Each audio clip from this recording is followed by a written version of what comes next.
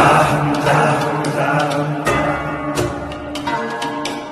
మోహం మోహం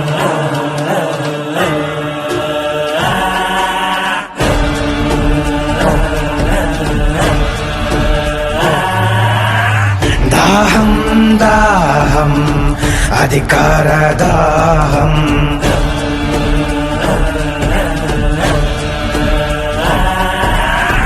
మోహం మోహం కుర్చీ మీద మోహం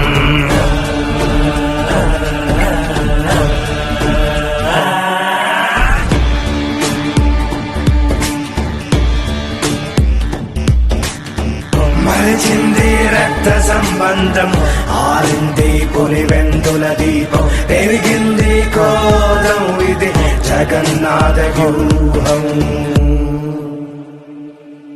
ఇది బయటకి రాని చక్ర వ్యూహం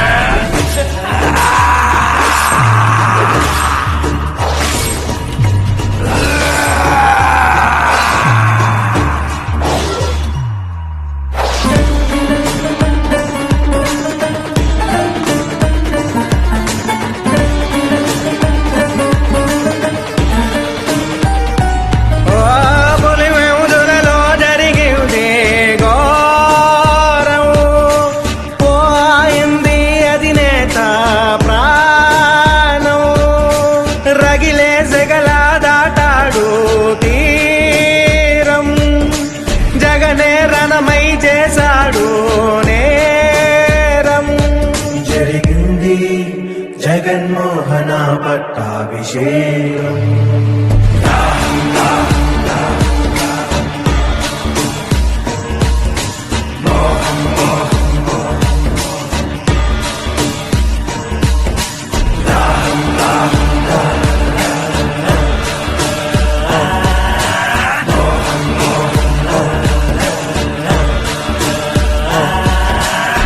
ద్రోహం ద్రోహం విశ్వాసద్రోహం మదనం మదనం తెర వెనక మరణం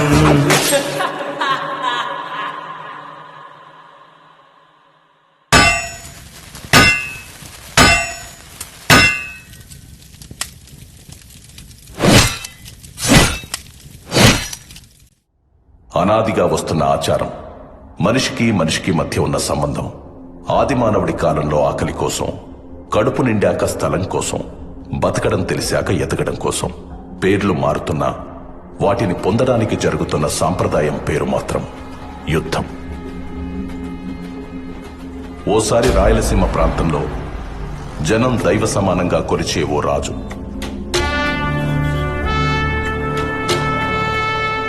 ఆ రాజు కడుపున రాక్షస మృగం పుట్టింది.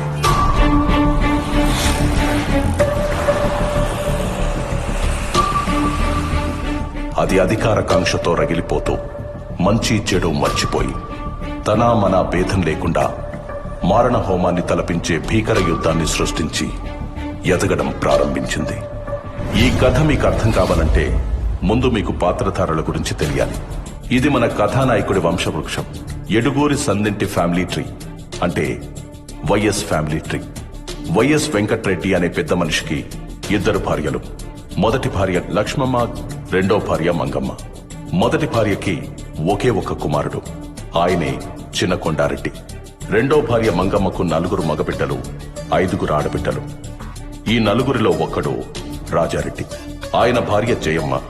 వాళ్ళకి 6 మంది మగబిడ్డలు, 5 మంది ఆడబిడ్డలు. అక్కడ మొదటి భార్య కొడుకు చిన్న కొండారెడ్డికి కూడా 6 మంది మగబిడ్డలు, 5 మంది ఆడబిడ్డలు. ఇప్పుడు మన కథకి సంబంధించినట్టు రాజారెడ్డి కొడుకుల్లో ఒకరు ఆంధ్రప్రదేశ్ గర్వం రాజశేఖర్ రెడ్డి, ఇంకొకరు ఆయన తమ్ముడు వైఎస్ వివేకానంద రెడ్డి. అక్కడ చిన్న కొండారెడ్డి ఫ్యామిలీ నుంచి మన కథకి సంబంధించినట్టు ఆయన మగబిడ్డల్లో వైఎస్ భాస్కర రెడ్డి మరియు ఆడబిడ్డల్లో వైఎస్ సుగుణ. వీళ్ళిద్దరూ ఇంకో ఫ్యామిలీ నుంచి కుండ మార్పిడి పెళ్లిళ్లు చేసుకున్నారు. వైఎస్ భాస్కర్ రెడ్డి లక్ష్మమ్మకు పుట్టిన మగబిడ్డ వైఎస్ అవినాష్ రెడ్డి. అక్కడ వైఎస్ సుగుణ గంగిరెడ్డికి పుట్టిన ఆడబిడ్డ వైఎస్ భారతిరెడ్డి. ఇక్కడ మన అధినేత రాజశేఖర్ రెడ్డికి ఒక మగబిడ్డ, ఒక ఆడబిడ్డ. మగబిడ్డ పేరే వైఎస్ జగన్మోహన్ రెడ్డి, ఆడబిడ్డ పేరు వైఎస్ షర్మిల. ఆయన తమ్ముడు వైఎస్ వివేకానంద రెడ్డికి ఒక ఆడబిడ్డ, ఆమె పేరే వైఎస్ సునీత. వైఎస్ జగన్మోహన్ రెడ్డికి వైఎస్ భారతిరెడ్డినిచ్చి పెళ్లి చేశారు. వైఎస్ అవినాష్ రెడ్డి భారతికి మేనమామ కొడుకు. ఆయన రాజకీయ భవిష్యత్తు కోసం జరిగిన యుద్ధమే మన ఈ కథ.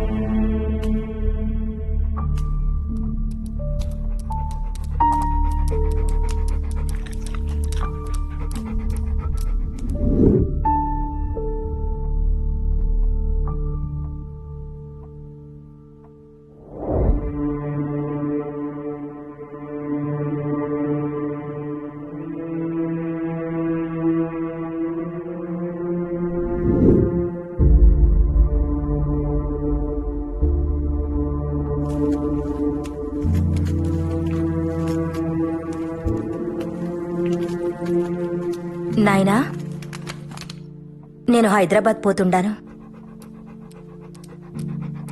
ఇంకో 2 దినాలు ఉండిపోవచ్చుగా తల్లి. నాకు కూడా ఉండాలని ఉండాది నాయనా, కానీ హాస్పిటల్ నుండి కాల్స్ వస్తుండాయి. పిల్లలు కూడా నా కోసం ఎదురు చూస్తుండారు. సరే తల్లి, హాస్పిటల్ అంటుండా, దాని మీద ఎంతో మంది ప్రాణాలు ఆధారపడి ఉన్నాయి. ఎవరి ఆలస్యం వల్ల వాళ్లకు అన్యాయం జరగకూడదు. పోయిరా తల్లి. ఎక్కువ ఆలోచించి మీ ఆరోగ్యం పాడు చేసుకోకండి. టైంకి మందులు తినండి నాయనా. సరే అయితే పోయొస్తాను నాయనా. ఆశీర్వదించండి. మంచిది, క్షేమంగా పోయిరా తల్లి.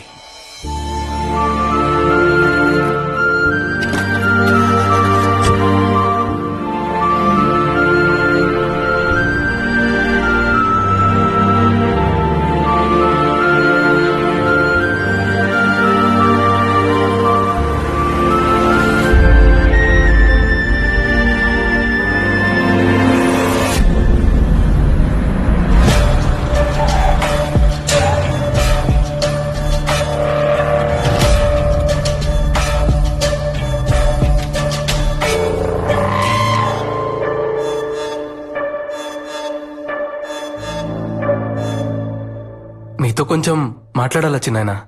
రాజకీయమా లేక కుటుంబ విషయమా? రాజకీయమే. అమ్మా ఆడబిడ్డలు లోపలికి పోయి నాకు మాట్లాడుకుందామా? నన్నే వెళ్ళమని నేరుగా చెప్పొచ్చు కదా. నా గురించి వాళ్ళనెందుకు పంపించడం? నాది కూడా ఈ కుటుంబమే. నేను మీలో ఒకటేనని ఏనాడు అనుకోలేదు కదా. ఎప్పుడు వేరుగానే చూస్తారు, వేరుగానే మాట్లాడతారు. అంతా నా కర్మ.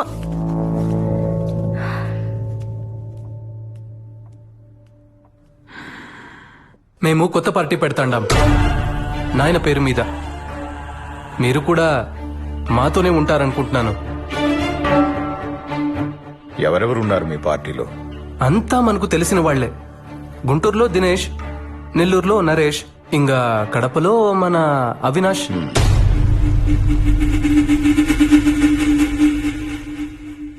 పులివెందుల రాజకీయం రాజారెడ్డి కుటుంబానికి మాత్రమే. ఈడ ఇంకెవడూ అడుగు పెట్టడానికి వీల్లేదు. ఏడున్న మందికి మంచి చేయాలని మేం పడ్డ కష్టం, చేసిన త్యాగం, కన్న కలలు మీకేమీ తెలీదు. తొందరపాటు నిర్ణయాలు తీసుకోకు. ఈ నియోజకవర్గం మన కుటుంబ కిరీటం, మరిచిపోకు. దీని గురించి మనం మళ్ళా అయినా మాట్లాడుకోవచ్చు లేచి నాయన. ఇంకో విషయం, మీ దగ్గరున్న మా నాయన భూమి నాకిస్తే. మీ నాయన భూమా? ఇద్దరం కలిసి అంతా సంపాదించుకున్నాం. నా అన్నా నేను వేరువేరని ఎప్పుడూ అనుకోలేదు. అన్న భూమి కొంత నా పేరు మీద ఉన్నట్టే నా దుడ్డు కూడా చాలా వరకు ఆయన దగ్గర ఉండిపోయి ఉండాది. అయితే ఎప్పుడొస్తుంది మా చేతికి ఆ భూమి? ఎవరెవరికి ఏమేం రాసివ్వాలి? షర్మిలకు, విజయమ్మకు ఏం రాసివ్వాలి? నీకేం రాసివ్వాలి చెప్పు. ఇప్పుడే రిజిస్ట్రార్ ఇంటికి పిలిపిద్దాం. అంటే అది ఇప్పుడే ఇచ్చేయమని కాదులే చిన్నాయనా, నువ్వింకా ఉండనివ్వున్నావుగా. మెల్లగా అన్ని చూసుకుందాంలే. మనం పెట్టే కొత్త పార్టీకి నువ్వే పెద్ద దిక్కుగా ఉండాలి చిన్నాయనా. మిగతా చిన్న చిన్న విషయాలు, సీట్లు ఎవరికివ్వాలి, ఎవరిని ఎక్కడ నిలబెట్టాలి అనేవన్నీ నేను చూసుకుంటాను. మరి తొందరలోనే మీటింగ్ పెట్టి అనౌన్స్ చేసేయమంటారా? మీ నాయనకు నాకు రాజకీయ భవిష్యత్ ఇచ్చింది కాంగ్రెస్ పార్టీ. ఆ పార్టీని వదిలి నేనెక్కడికి రాలేను. ఆవిడకి ఎదిరిళ్లే ముందు ఒక్కసారి ఆలోచించుకో. ఎందుకంటే నువ్వు ఎక్కడెక్కడ ఏమేం చేశావో మీ నాయన కన్నా ఆవిడికే బాగా తెలుసు. నీ గతంలో ఉండే ఒక్క పేజీని బయటికి లాగిందంటే నువ్వు కూర్చుని కలగంటున్నది మొత్తం తలకిందులైపోతుంది. మీరు చెప్పిన వాటికల్లా భయపడుతూ ఉంటే ఉండే చోటు నుండి ఒక్క అడుగు కూడా బయటకేయలేం. అన్నిటికీ తెగించే పార్టీ పెడతాండా. అండగా ఉండాలనుకుంటే రండి, లేదంటే వెళ్ళొస్తానండి.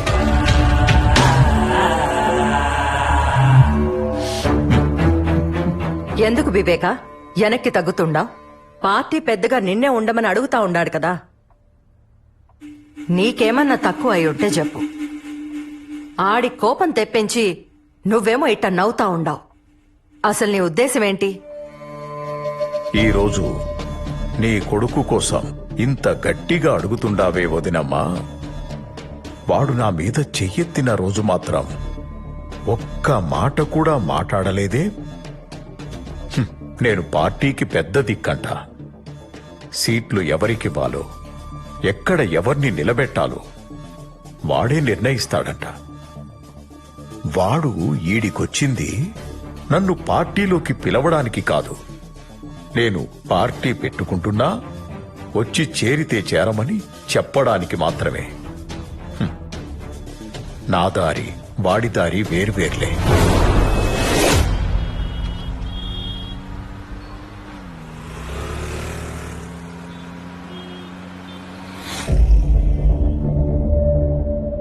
ఆయన నన్నలా లోపలికి పొమ్మంటుంటే నువ్వేం అనలేదే.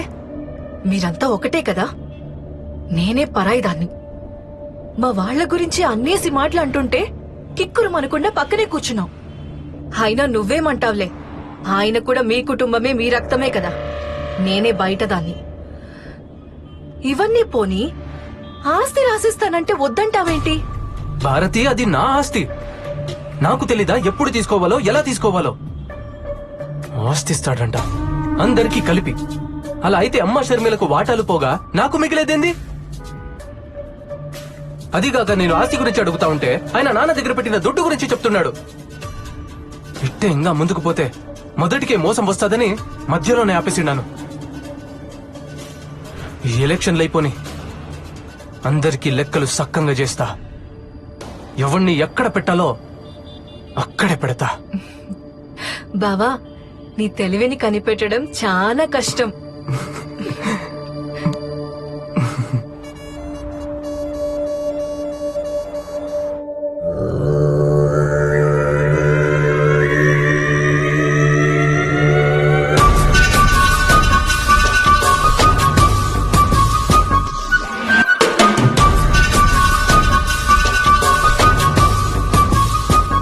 చూడు మామా, మా ఆయన ఆస్తి ఇవ్వమని అడిగితే నానా మాటలన్నీ అని పంపించాడు వీళ్ళ చిన్నాన్న.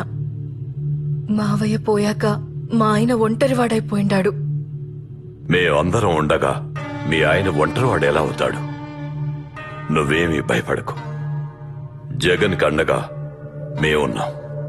ఏది ఏమైనా సరే జగనే సీఎం. ఇది మార్చడానికి ఏ తలాడ్డొచ్చినా తెంచి అవతల పారేస్తాం. నీ ఆస్తి ఆడికి పోదన్నా. ఆ ముసలోడి బేనామిలకు చావు భయం చూపెడితే చాలు, పరుగెత్తుకుంటూ నీ పక్కకొచ్చి చేరతారు. వద్దన్నా వాళ్లంతట వాళ్లే వచ్చి నీ ఆస్తి నీకిచ్చిపోతారు. వివేక పవర్లో ఉండగా నువ్వు చెప్పిన ఏ ప్లాను వర్కౌట్ కాదు. కొట్టినా కోసినా వివేకాన్ని కాదనే దమ్ము ఆ బినామీలకు రాదు.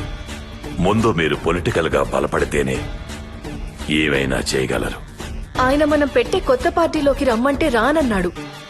అసలు మనం పార్టీ పెట్టడమే ఆయనకి ఇష్టం లేదు. పైగా మనం పార్టీ పెడుతుండా వస్తే వస్తాడు, లేకపోతే ఆయనకు నేనే అపోనెంట్ గా నిలబడతాను. అప్పుడు ఆయన ఏం చేస్తాడో నేను చూస్తాను.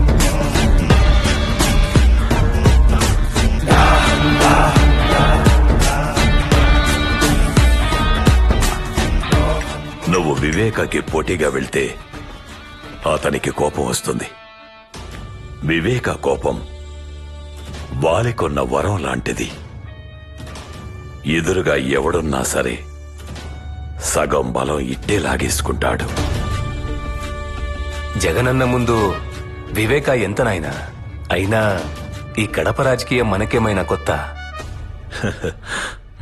రాష్ట్ర రాజకీయానికి కడప రాజకీయానికి జింక పిల్లకి పెద్ద పులికి ఉన్నంత తేడా ఉంటాది. ఇది తెలియకే ఎంతో మంది నాయకులు చాలా తొందరగా చచ్చిపోయి ఉండారు. మన పెద్ద పులి రాజశేఖర్ రెడ్డి అంతటోడే. కడపలో నెగ్గాలంటే వివేక అవసరమై ఉండాడు. అది స్వయంగా ఆయనే ఒప్పుకున్నాడు. ఇప్పుడేం చేద్దామంటావు? ఏమి చేసినా విజయమే చేయాలా? మా ఆయన వల్లే కాలేదంటే ఆవిడెళ్ళేం చేస్తుంది మామా? వివేకకి విజయం అంటే చాలా గౌరవం. ఆవిడ ఎలక్షన్లో నిలబడతాదంటే వివేక పోటీలో కూడా ఉండడు. దాహం దాహం అధికార దాహం. నియంతలా మారాలని ఒకడి రాజకీయ స్వార్థానికి సాయంగా దాన్ని మరింత బలంగా మార్చే దిశగా కొన్ని శక్తులు పనిచేయసాగాయి.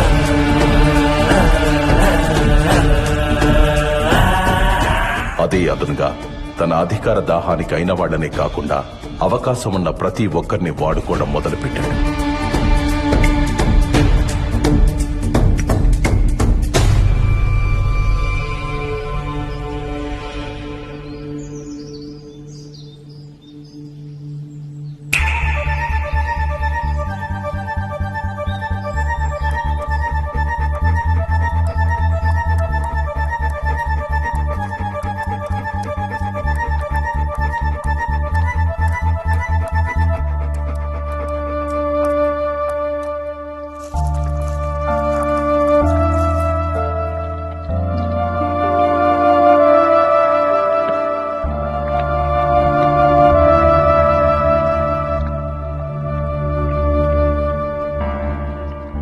ఏంటి వదినమ్మా ఇలా సడన్ గా వచ్చారు?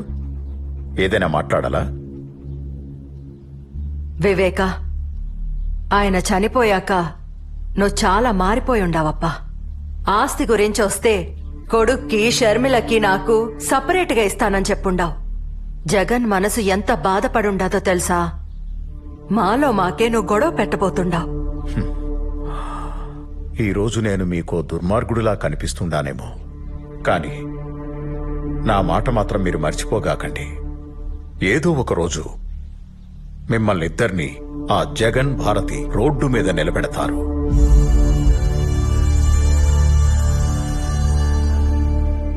అప్పుడు తెలుస్తుంది మీకు ఈ వివేక మాట విలువ. అలాంటి పరిస్థితి మాకెందుకు వస్తుంది చిన్నాయనా? లేనిపోని భయాలు ఎందుకు పెడుతున్నారు మాకు? పార్టీలోకి రా చిన్నాయనా. నువ్వు గాని పార్టీలోకి రాకుంటే మేమే నీకు ఎదురు నిలబడాల్సి వస్తుంది. అంటే నాకు పోటీగా నిలబడతారా మీరు? ఇది చెప్పిరమ్మని పంపినాడా జగన్ మిమ్మల్ని? నన్ను మీ అన్నలాగే చూసుకుంటానని చెప్పుండావు. అందులో ఏమాత్రం నిజం ఉన్నా నా కొడుకుని గెలిపిస్తానని నాకు మాటివ్వు వివేక. అయ్యా, మేడం ఫోన్ చేశారు.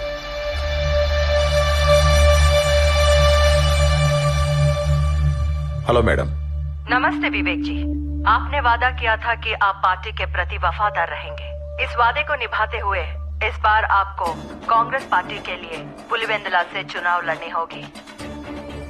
अगर आप हमारे साथ खड़े रहोगे तो हमें बेहद खुशी होगी। विवेका जी, आप सुन रहे हो?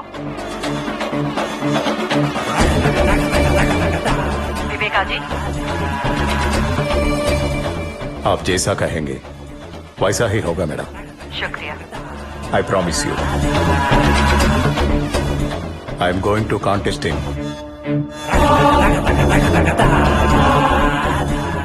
Pulivendula constituency. Okay, madam. Thank you.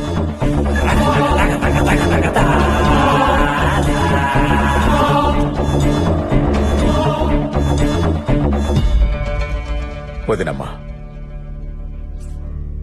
కాంగ్రెస్కి ఇచ్చిన మాట వెనక్కి తీసుకోలేను. అలాగని చనిపోయిన మా అన్న కుటుంబానికి అన్యాయం చేయలేను. నా ఇంటి గడప తొక్కి కన్నీటితో అడిగిన మీ మాటను కాదనలేను.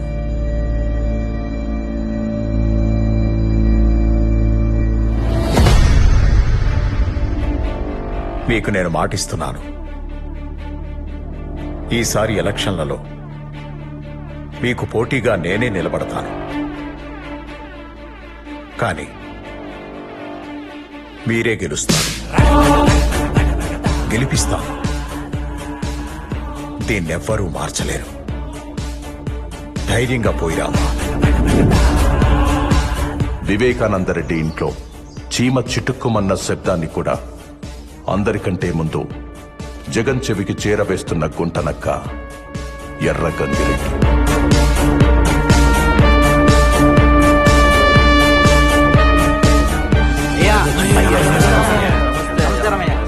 అయ్యా, మీరట కాలు మీద కాలేసుకుని కూర్చోండి.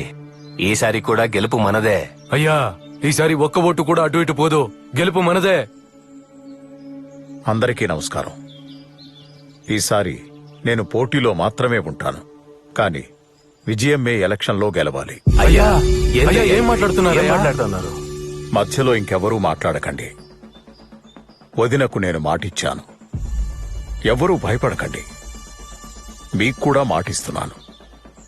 నాకు అధికారం ఉన్నా లేకున్నా నేనెప్పుడూ మీతోనే ఉంటాను.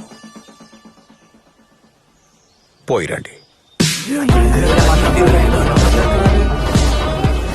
పులివెందుల బై ఎలక్షన్ లో కాంగ్రెస్ అభ్యర్థి వైఎస్ వివేకానందరెడ్డిపై వైఎస్ఆర్పీ అభ్యర్థి విజయమ్మ భారీ మెజార్టీతో గెలుపొందారు. ఈ విజయంతో ఆంధ్రప్రదేశ్ లో మరొక ప్రాంతీయ పార్టీ సంచలనం సృష్టించింది.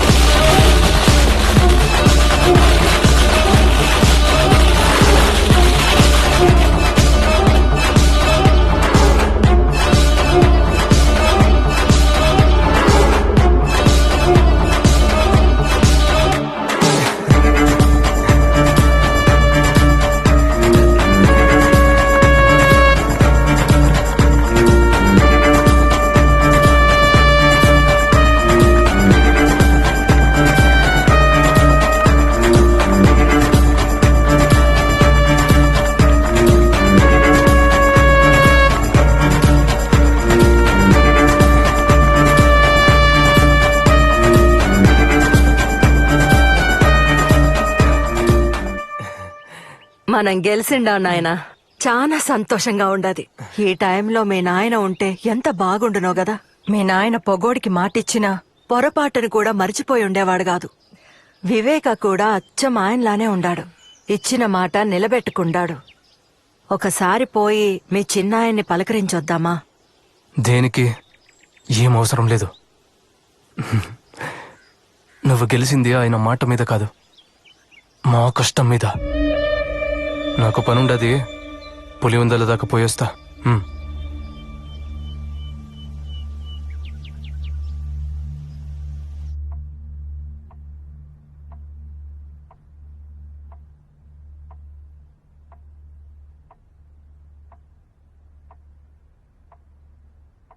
అన్నా, మనం ఇప్పుడు పవర్లో ఉండాం కదన్నా.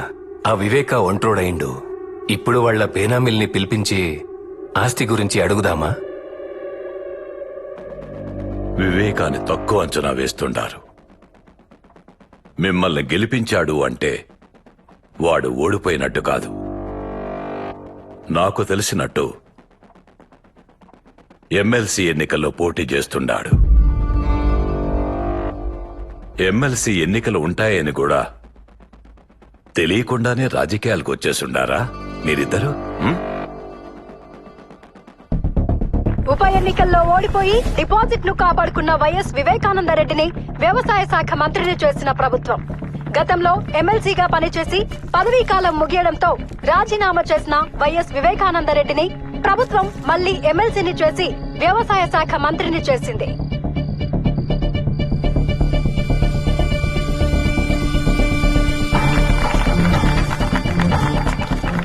చెప్పండి కృష్ణమోహన్ రెడ్డి గారు.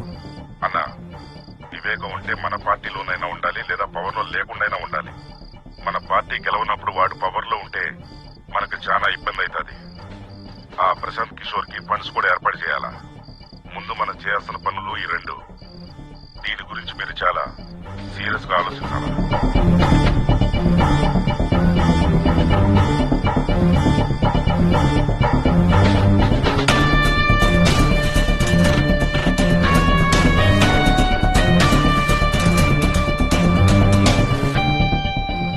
2014 ఎలక్షన్ తర్వాత ఆంధ్రప్రదేశ్ రాష్ట్రంలో కాంగ్రెస్ కనపడకుండా పోయింది. అప్పుడు మనోడు మళ్లీ ఆట మొదలు పెట్టాడు.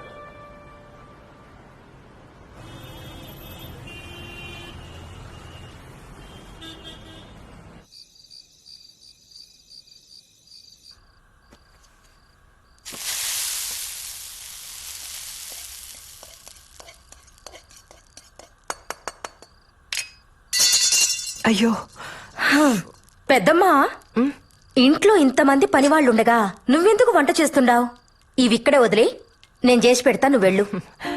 దీంట్లో ఏముండదులే బిడ్డ, నాకు కూడా అప్పుడప్పుడు వంట చేయాలనిపిస్తా ఉంటది. కానీ ఇంట్లో వంట చేయడానికి నాకు నో పర్మిషన్. వాళ్ళు చేసి పెట్టిందే తినాలి తప్ప నన్నెవ్వరు ఏం చేయనివ్వరు. ఇలా ఎప్పుడో ఒకసారే అవకాశం వస్తాది.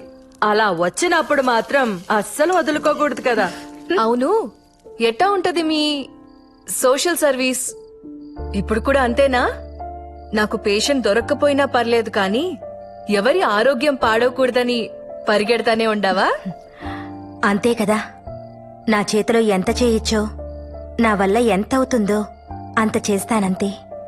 నీకింకా చెయ్యాలనుంటే పవర్లో కూర్చుని చెయ్యొచ్చు కదా.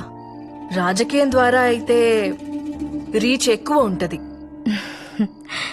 దానికి నాన్న ఉన్నారు కదా, నాకెందుకు అవన్నీ? మీ నాయనకి నువ్వన్నా చెప్పమ్మా. ఆయనతో జనాలకి ఎంత అవసరమో ఆయనకి రాజకీయం కూడా అంతే అవసరం. మేం చాలా సార్లు అడిగి చూసినాం, ఒక్కసారి కూడా మా మాట వినకపాయే. ఆ కాంగ్రెస్ పార్టీకే విధేయుణ్ణి అంటుంటాడు. ఇప్పుడు రాష్ట్రంలో కాంగ్రెస్ పార్టీ లేకుండా పోయింది. కనీసం ఇప్పటికైనా మాతో చేరమని చెప్పమ్మా.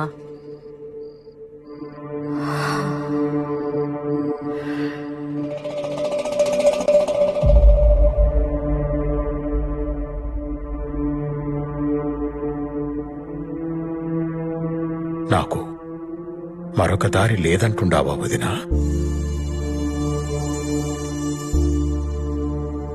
మనమిలా తలో పక్కా విడిపోయి అవమానం పాలు కావద్దంటాండాను. ఆలోచించు వివేక, అందరం కలిసుంటేనే కదా కుటుంబానికి గౌరవం, బలం ఉంటుంది కదా. నువ్వొక్కడివే ఇలా ఏం చేస్తావు చిన్నాయనా? నువ్వు పార్టీలో ఉంటే నీ పక్కన బలం ఉంటాది. ఎప్పుడూ నాకు ఒంటరిగా పోరాటం అలవాటై ఉండాది. నన్ను నమ్ముకున్న వాళ్ళకి కాస్త సాయంగా ఉంటే అదే చాలు.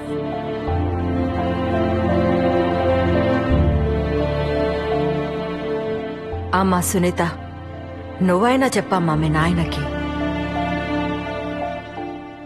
ఎందుకంత మొండి పట్టు పట్టుకుని కూర్చుండావు నాయనా? వీళ్లు తప్ప మనకెవరుండారు? ఏదైనా అందరూ కలిసే చేయండి, అది రాజకీయమైనా ఇంకేదైనా.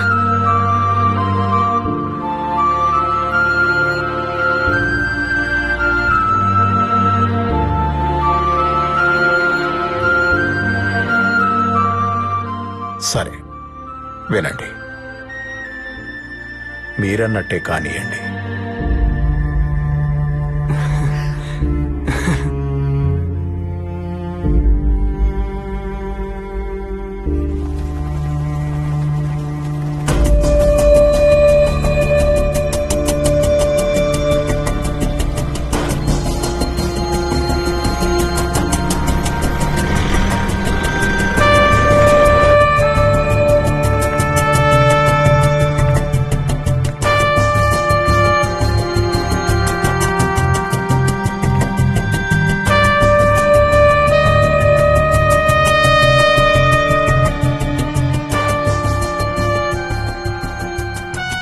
దేవుడి దయతో ఈరోజు వాతావరణం కూడా చల్లగా ఉంది. చక్కటి చిరునవ్వులతో ఆప్యాయతను చూపిస్తూ ప్రేమానురాగాలు పంచిపెడతా ఉన్న ప్రతి అక్కకు, ప్రతి చెల్లెమ్మకు, ప్రతి అవ్వకు, ప్రతి తాతకు, ప్రతి సోదరుడికి, ప్రతి స్నేహితుడికి ముందుగా 2 చేతులు జోడించి హృదయపూర్వకంగా కృతజ్ఞతలు తెలుపుకుంటా ఉన్నా.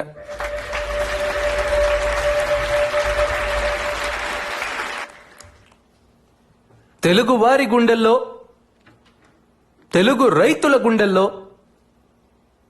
ఎప్పటికీ నిలిచిపోయే ఒక మహా వ్యక్తి, ఓ మంచి మనిషి వైఎస్ఆర్ గారు, నాన్నగారు. దానితో పాటు నాన్నగారు లేని లోటుని మా చిన్నాయన వివేకానంద రెడ్డి గారు తీర్చుతున్నారు.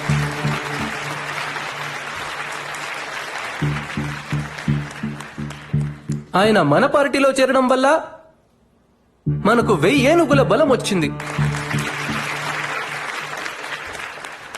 ప్రజల ఆశీస్సులు, రైతన్నల ఆశీస్సులు, అక్క చెల్లెమ్మల ఆశీస్సులు ఎల్లప్పుడూ మన పార్టీకి ఉండాలంటే చిన్నాయన వివేకానంద రెడ్డి గారి ఆశీర్వాదం మనకు చాలా అవసరం.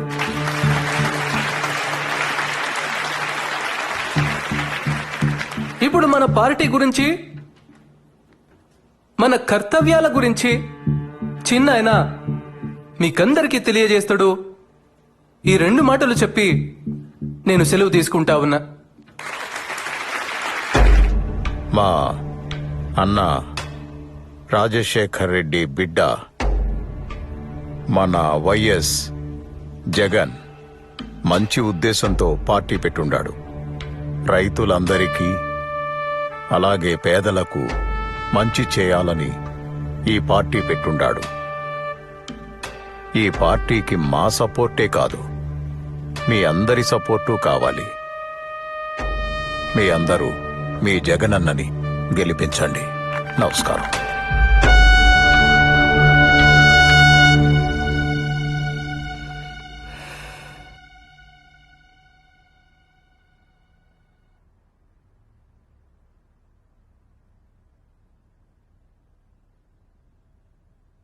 ఎమ్మెల్సీ ఎన్నికల్లో శివశంకర్ రెడ్డి నిలబెడదాం బావా.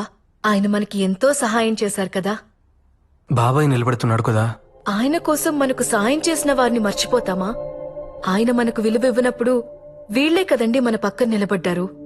భారతి నీకు అసలు... సరే వదిలే భారతి, ఇప్పుడు అన్న ఎలా చెప్పితే అలా చేద్దామంతే.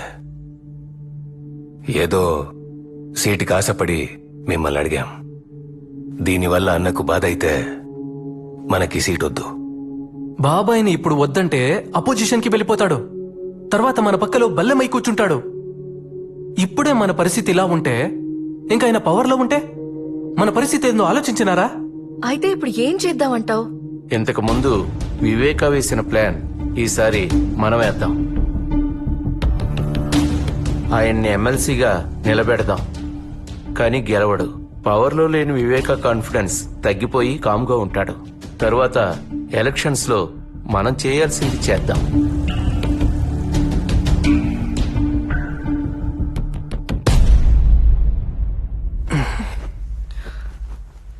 సరే కానివ్వండి.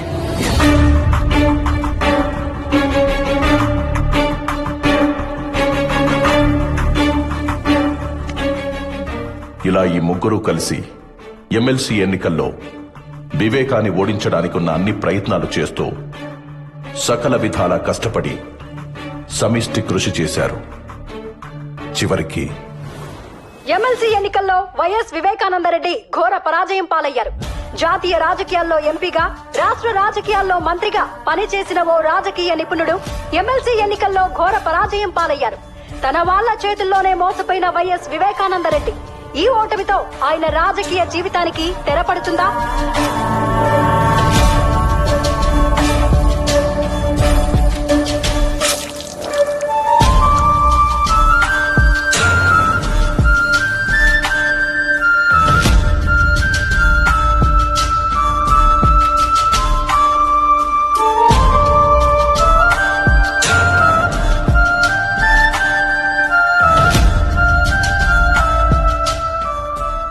దశాబ్దాల రాజకీయ జీవితంలో వివేకాకు ఈ ఓటమి అతిపెద్ద అవమానమైంది.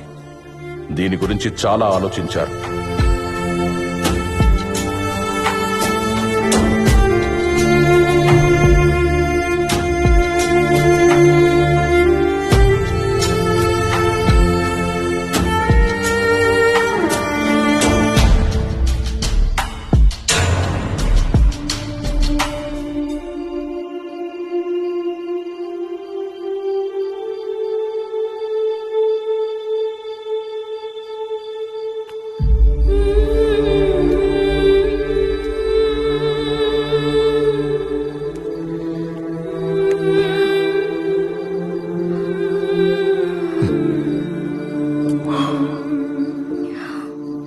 బాగుండావా నా బంగారు తల్లి? నిన్ను చూడాలని అనుకుంటుండా, ఈలోగా నువ్వే వచ్చేసినావు. ఈ నాయన మనసు నీకెట్టా తెలిసిపోతుండాది బంగారు తల్లి? నేను చెప్పడం వల్లేగా నువ్వు ఓడిపోయినావు. మన వాళ్లతో కలిసి ఉండమన్నానే కాని ఓడిపోమ్మని కాదు నాయనా. ఎందుకో ఈ ఓటమిని చూడలేకపోతుండాను. అయ్యో పిచ్చి నా తల్లి, రాజకీయాల్లో ఓడిపోవడం గెలవడం సహజమే. ఇప్పుడు ఓడిపోయాను, ఇంకోసారి మళ్ళీ గెలుస్తాను. జనాల్లోకి పోయి తిరుగుతాను, ఎక్కడ తప్పు జరిగిందో తెలుసుకుంటాను. నీకోసం వచ్చే ఎన్నికల్లో తప్పకుండా గెలుస్తాను.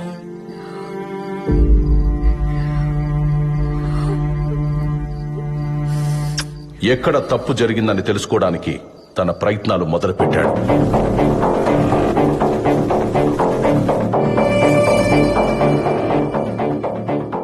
తన ఇన్నేళ్ల రాజకీయ అనుభవంతో వివేక తన ఓటమికి కారణాలు కనుక్కున్నాడు.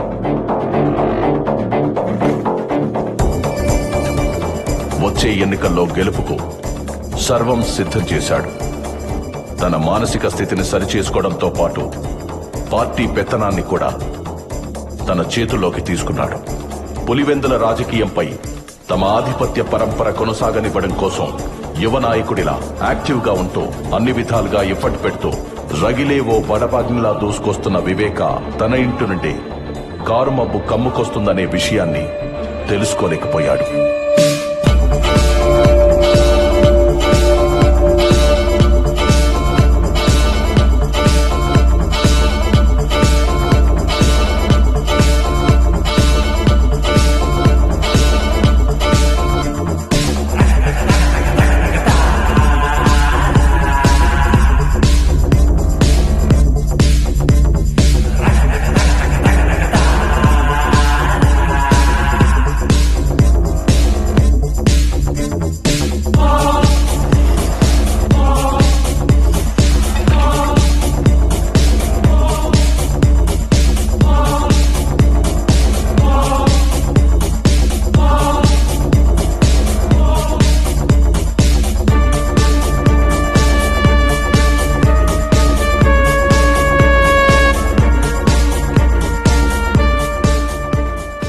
రోజులు గడుస్తున్న కొద్దీ పార్టీలో వివేకా చరిష్మా పెరిగి అది తన రాజకీయ భవిష్యత్తుపై ప్రభావం చూపుతుందనే భయం మొదలైంది.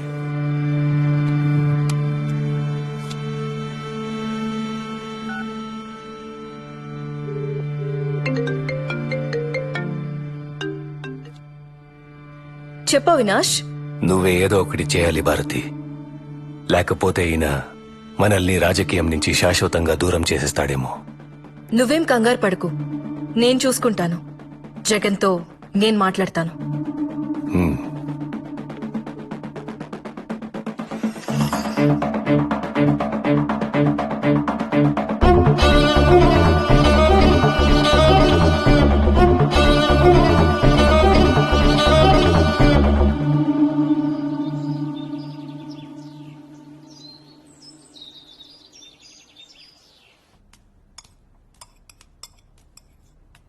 మీతో కొంచెం మాట్లాడాలి చిన్నమామ. రాజకీయమా లేక కుటుంబ విషయమా? ఈ కుటుంబానికి రెండు ఒకటే గదా. ఎందుకు చిన్నమామ నేనంటే అంత కోపం మీకు? నేనేం పాపం చేశాను? ఒక్కసారైనా నన్ను ఈ కుటుంబంలో మనిషిగా చూసారా? షర్మిలమ్మ, నేను, సునీత కలిసే పెరిగాం కదా. షర్మిలమ్మను హైలైట్ చేసి మెచ్చుకున్నట్లు, గౌరవించినట్టు ఎప్పుడైనా నా గురించి ఒక్క మంచి మాట అన్నారా? షర్మిలమ్మను ఎవ్వరూ ఊరికే హైలైట్ చేయడం లేదమ్మా. మీ ఆయన వెళ్లి జైల్లో కూర్చుంటే షర్మిలమ్మ ఆడబిడ్డైనా వెళ్లి పాదయాత్ర చేసింది. ఎండకు వానకు జనాల్లో కలిసి తిరిగింది. ఎంతో కష్టపడింది. అందుకే అంత మంచి పేరు సంపాదించుకుంది. పోనీ నువ్వు చేయలేకపోయావా పాదయాత్ర? అప్పుడు అందరూ నిన్నే హైలైట్ చేసి మాట్లాడుకునేవారు. అవన్నీ నా వల్ల అవ్వలేండి గాని మా వాళ్లకు అదే అవినాష్ కి ఎంపీ సీట్ అడిగితే ఎందుకంత స్వార్థంగా వద్దంటున్నారు? ఏమ్మా, షర్మిలమ్మ పడ్డ కష్టానికి ఏదో మా వంతు సహాయంగా చిన్న ఎంపీ టికెట్ ఇచ్చి సరిపెడదామనుకుంటుండా. ఆమె చేసిన దానికి ఆ సీటు కూడా తక్కువే. తను తలుచుకుంటే ఒక మంచి నాయకురాలవుతుంది. ఒక ఆడబిడ్డకి ఇచ్చిన సీటు తీసుకెళ్లి మీ భాస్కర్ రెడ్డి కుటుంబానికి ఇవ్వమని వంత పాడుతున్నావే, సిగ్గుగా లేదమ్మా నీకు? సరే, నేను వెళ్తున్నాను. మీరు భోజనం చేసి కడుపు నింపుకునే రండి. మీరెప్పుడు నన్ను ఒప్పుకోరు. షర్మిలమ్మ కడప ఎంపీ ఏంది? నేను మీకు ముందే చెప్పుండాను, పులివెందుల రాజకీయాలు రాజారెడ్డి కుటుంబానివి మాత్రమే. ఆ అవినాష్ని జమ్మల మడుగులో నిలబడమను నేనే క్యాంపెయిన్ చేసి గెలిపించుకుంటాను.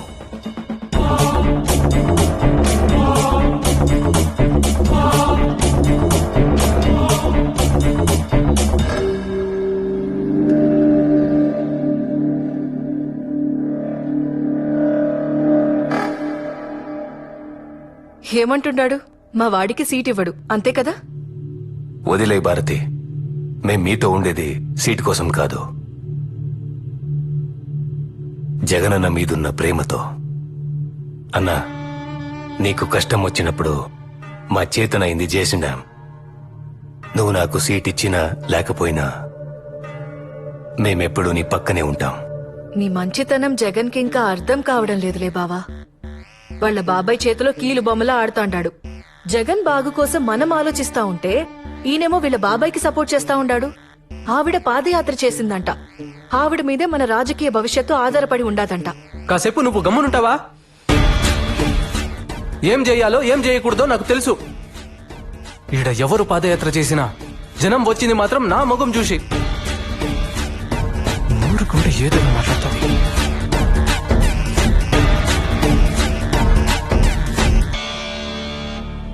ఎలా ఉన్నారు చిన్నాయన? సడన్ గా పిలిచినారు? షర్మిలమ్మ, కడప ఎంపీగా నువ్వే నిలబడుతుంటావు. చిన్నాయన, అన్న చెప్పారు కదా ఆ సీటుని అవినాష్కి ఇస్తున్నారని. మరి నీ సంగతి ఏంటి తల్లి? నాదేముంది, మనది పార్టీ, మనది జెండా. అయినా అన్న ఇప్పుడు నాకేం తక్కువ చేస్తున్నాడు? అది కాదు తల్లి, పార్టీ మనదనుకోవడం వేరు, పార్టీ పవర్లో మనం ఉండడం వేరు తల్లి. నాకేం తెలుసు చిన్నాయన ఈ రాజకీయాలన్నీ. నీకేమీ తెలియకుండానే పాదయాత్ర చేసినావా? జైల్లో ఉన్న మీ అన్నని జనాలు నమ్మేటట్టు చేసినావా? వాడి మీద పడ్డ మచ్చని చెడ్డ పేరుని పోయేలా చేసినావా? అసలు పార్టీకి ఇన్ని సీట్లు రావడానికి, ఇంత నమ్మకం ఉండడానికి అది నీ పాదయాత్ర ఫలితం తల్లి. నా అన్న రాజశేఖర్ రెడ్డి బిడ్డగా జనం వాడిని చూడడం. పాదయాత్ర ఎవరు చేసినా జనం వచ్చింది మాత్రం వాడి మొహం చూసనుకుంటున్నాడు. ఎప్పటికైనా వాడికి సరిపోటి నువ్వే తల్లి. నీకు రాజకీయం తెలియకే, అది నీ రక్తంలోనే ఉండాలి. మనం అనుకుని నిలబడతాననుకుంటే అన్న బాధపడతాడు చిన్నాయన. అన్న నుంచి ఈ మాట వస్తే ఖచ్చితంగా నిలబడతాను. షర్మిలమ్మ, నేను బతికుండగా నీకో దారి చూపాలనుకుంటున్నాను. మీ నాయనకు కూడా తెలుసు జగన్ ఎలాంటివాడో. అందుకే వాణ్ణి ఎక్కడ ఉంచాలో అక్కడే ఉంచాడు. అది నీకు తెలిసేపాటికి నేనుంటానో లేదో తెలీదు. అన్నీ నీకు అర్థం కావలసిన టైంకి అర్థమవుతాయి.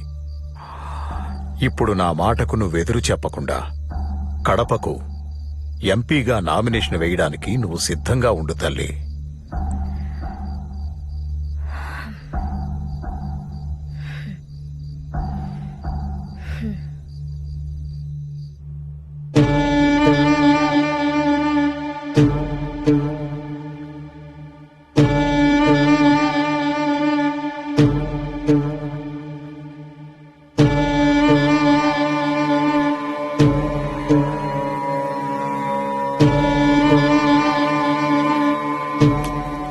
ఈసారి ఎలాగైనా మనం గెలవాలి జగన్ గారు. ఏదో ఒకటి చేయండి. మన కోడి కత్తి ప్లాన్ కూడా వర్కౌట్ అవ్వలేదు. ఈసారి ఏదైనా చేస్తే కొంచెం ఎమోషన్ గా ట్రై చేయాలి. ఏం చేద్దాం మరి, మీరే చెప్పండి. దాని మీరు మాట్లాడుకోండి. మిగతాది గ్రౌండ్ రిపోర్ట్ వచ్చినాక మనం మళ్ళీ కలుద్దాం. Some emotional things has to happen. చూడండి, ఇది మాత్రము గట్టిగా గుర్తుపెట్టుకోండి. వస్తాను.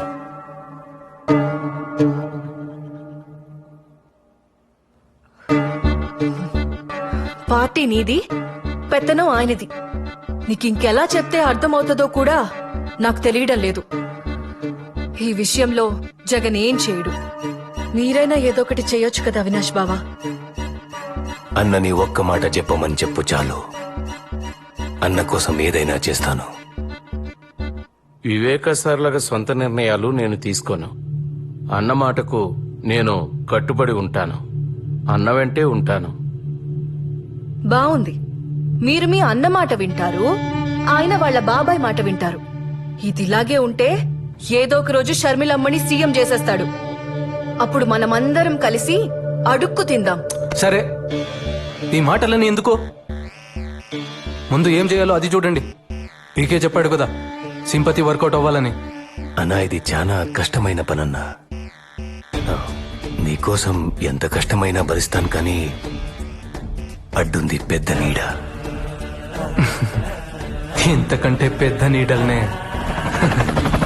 చూడు, నీకు కావలసిన సపోర్ట్, ఇన్ఫ్లుయెన్స్ నేను చూసుకుంటాను. నువ్వేం చేయాలనుకున్నావో చేసేయి.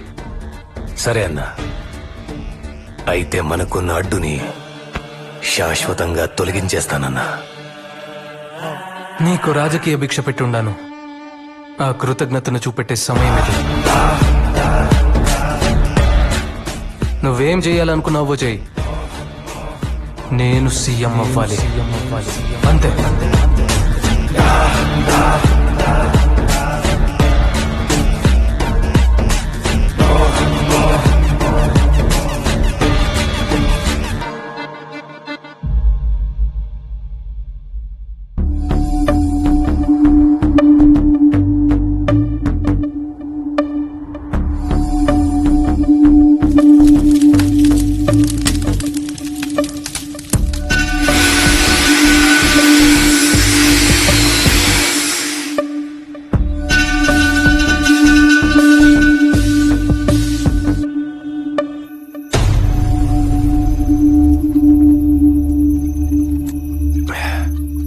దస్తగిరి అంతా రెడీ కదా? ఎంత తాగుతా ఉన్నా భయం పోవడం లేదన్నా. నిండా మునిగినాక సలేంద్ర ఇంత దూరం వచ్చినాక తిరిగి వెనక్కి తగ్గుతావా ఏంది? అన్నా అస్సలు మొత్తం ప్లానింగ్ లో నా పేరుని నీ కాడికి తెచ్చినోడు ఎవడన్నా?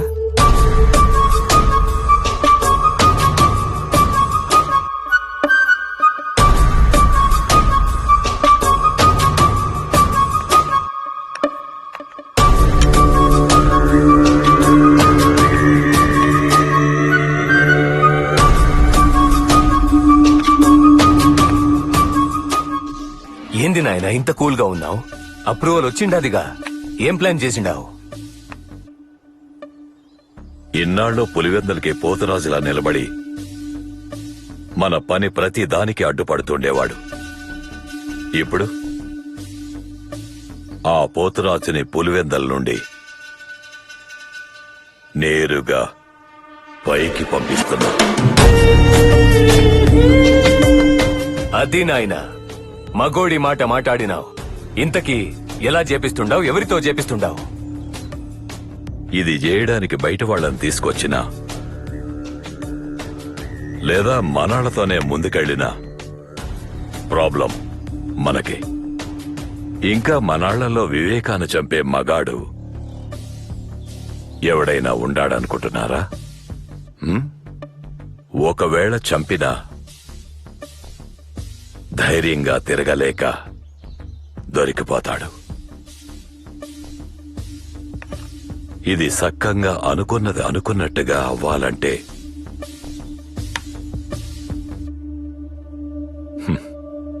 కొందరు వల్లే అయితాది. ఆ కొందరు ఎవరు నాయనా? ఒకటి, ఆయన గురించి అంతా తెలిసే ఉండాలా, ఆయన పక్కనే ఉండాలా, ఆయన మీద పగ పీకల దాకా ఉండాలా. అలాంటోడికి దుడ్డు అవసరం, దండిగా ఉండాలా. అలాంటోళ్ళు మనకి ఏడ దొరుకుతారో? ఏడా వెతకనవసరం లేదు, అందరూ మన చేతుల్లోనే ఉండారు. మొదటివాడు ఆయనతోనే తిరుగుతా మనకు సాయం చేసే ఎర్ర గంగిరెడ్డి. బెంగళూరు సెటిల్మెంట్ లో వివేక గంగిరెడ్డి వాటాను కూడా వాళ్ళకే ఇచ్చేసి మంచి పేరు తెచ్చుకున్నాడు. ఈడేమో ఆయన మీద పగ పెంచుకున్నాడు. ఇక రెండో వాడు దస్తగిరి. వివేక వీడిని నానా మాటలని అందరి ముందు అవమానం చేసి బయటకు తోసేసి ఉంటాడు. ఇప్పుడు వీడికి వివేక మీద కోపం ఉంది, దుడ్డు అవసరం ఉండాది. వీళ్లతో పాటు మన సునీల్ యాదవ్, ఉమాశంకర్ రెడ్డి, నేను కూడా ఉంటాను. దస్తగిరిని దారిలోకి తెచ్చి మిగిలినంత సునీల్ యాదవ్ చూసుకుంటాడు. ప్రేమ చూపినారు, అయిన వాళ్ళే వెన్నుపోటు పొడిచినారు, కుట్ర పొందినారు, విషము చింపినారు, కలియుగా నాశకులై చేరినారు. నమ్మించి మోసం చేసే వాళ్ళ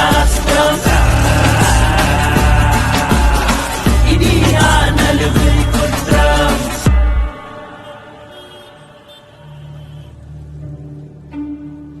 ఈ నాయాళ్ళలో పట్టాలు నన్ను వదిలేటట్లేరుగా.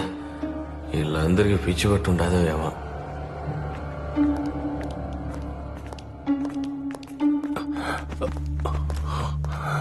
కూర్చోండి కూర్చోండి. నమస్తే సార్. మీరు అటు కూర్చోండి. ఏం దస్తగిరి, ఎన్నాళ్ళనిట్టా కారు నడుపుకుంటూ బతుకుతావు? లైఫ్ లో ఎదిగే ఆలోచనలు ఏమైనా ఉండాయా? నాకేం వచ్చన్నా డ్రైవింగ్ తప్ప. నీ లైఫ్ సెట్ అయిపోయే పని చెప్తా, చేస్తావా? ఈ పనికి నువ్వేం భయపడాల్సిన అవసరం లేదు. మేమందరం నీ అనుకుంటాం, నీ మీద ఈగ కూడా వాలకుండా చూసుకుంటాం. వివేక తల మీద 45 crores ఉండాది. నీ వాటా 5 crores వస్తాది. ఎక్కువగా ఆలోచించుకో. మాకు ఈ పని చేసి పెట్టినావంటే చాలు, నీ దశ తిరిగిపోతాదిరా.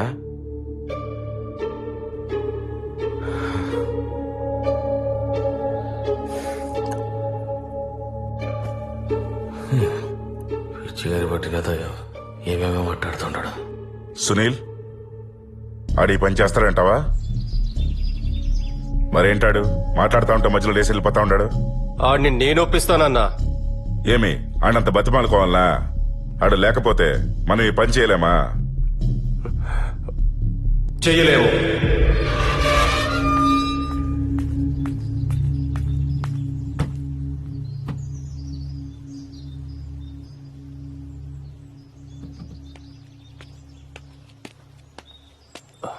ఏం దస్తగిరి మాట్లాడుతుంటే అలా మధ్యలో వదిలేసి వచ్చేసుండవు? లేకపోతే ఏందన్నా పొద్దున ఇంటికి తీసుకొచ్చుండవు. ఆ ఫ్యామిలీ పేరు చెప్తేనే ఉచ్చబోసుకుంటారు వీళ్ళు. వాళ్ళని చంపే సీన్ వీళ్ళకెక్కడదన్నా. పైగా 45 కోట్లంట. వీళ్ళకంత సీన్ లేదన్నా. ఇవన్నీ అయ్యే పని కాదు గాని నే పోతాండా, నువ్వు. సరే, అవుతుందో లేదో నువ్వే చూద్దు గాని రేపు పెళ్లిపేట దగ్గరికి రా.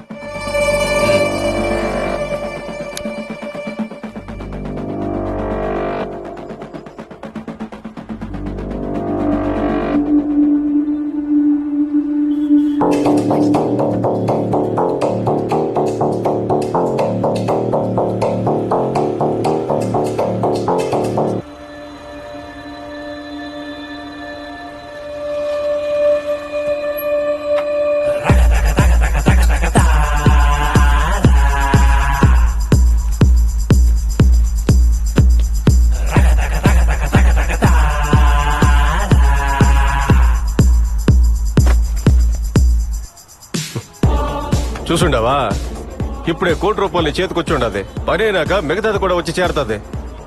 అందులో ఒక 25 లక్షలు నాకు ఇవ్వు, మెల్లగా నీకు తిరిగి ఇచ్చేస్తాను. సరేనా, మీరెట్లా చెప్తే అట్లా. అదృష్టం అంటే ఇదేరా. నిన్నటి దాకా నేను పోస్తే గానీ నువ్వు మందు తాగేటోడివి కాదు. ఈ రోజు నాకే అప్పిచ్చే స్థాయికి వచ్చేసినావు. లైఫ్ లో ఎదగాలంటే అప్పుడప్పుడు ఇట్లాంటి రిస్క్ తీసుకోవాలబ్బా. ఇప్పుడు చెప్పు, వాళ్ళకంత సీన్ ఉండదో లేదో? అన్నా, ఈ పని నేను ధైర్యంగా చేయాలంటే ముందు నాకెందులో ఆ మెయిన్ హెడ్ ఉండాడో లేదో నాకు తెలియాలి. అది కూడా చూద్దు గానీ రెడీగా ఉండు. సరే పద.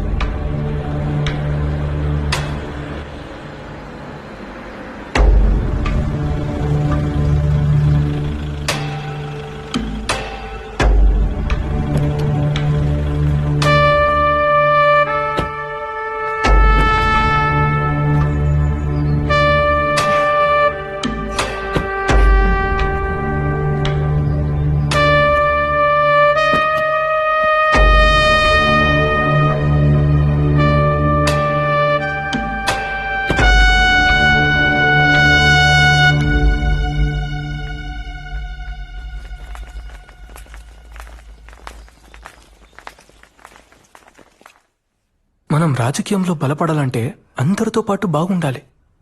అవును, వాళ్ళని నువ్వే రమ్మన్నావా? అవినాష్ చెప్తాడు. అవినాష్ అన్నా, వాళ్ళు చిన్న మనుషులు కదా, ఇక్కడేం చేస్తున్నారు? ఈసారి కొంచెం గట్టిగానే ప్లాన్ చేశామన్నా. ఈ దెబ్బతో మన సమస్యలన్నీ తీరిపోతాది. ఆ పీకే చెప్పినట్టు జనాల్లో సింపతి క్రియేట్ అవుతుంది. ఏం చేసినా సైలెంట్ గా అయిపోవాలి. సరే అన్నా, అసలు ప్లాన్ ఏంటంటే అవన్నీ నాకు అవసరం లేదు. మీరేం చేస్తారో చేయండి.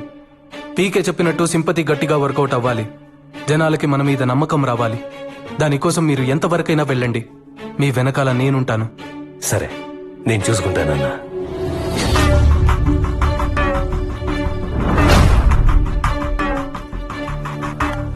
ఏంటయ్యా దస్తగిరి, ఇప్పటికైనా నమ్ముతుంటావా?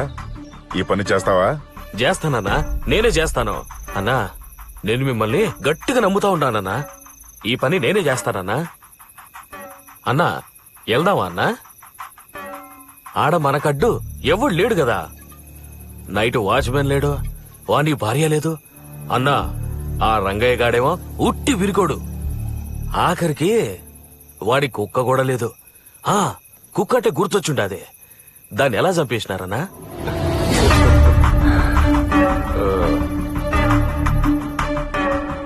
ఎప్పుడైతే మేము ఈ ప్లాన్ అనుకున్నామో అప్పటి నుంచి ఆయన ఇంటి చుట్టూ నిఘా పెట్టినాం. అప్పుడు మాకు అర్థమైంది ఏంటంటే ఆయన కోసం ప్యానం ఇచ్చే ఒక పవర్ఫుల్ కుక్క ఉందని.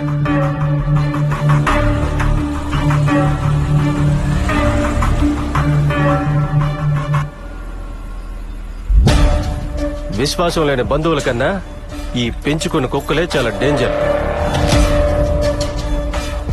దాని ప్యానం పోయినా వివేకాకి ఏం జరగనివ్వదు. దాన్ని చంపేస్తే వివేక ఊపిరి సగం తీసేసినట్టే అనుకున్నాం.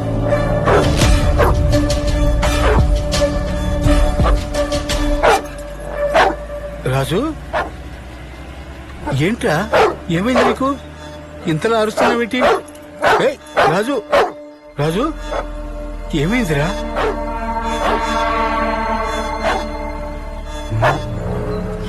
వీళ్ళేంది ఇంటి చుట్టూ ఎన్నిసార్లు తిరుగుతా అంటారు?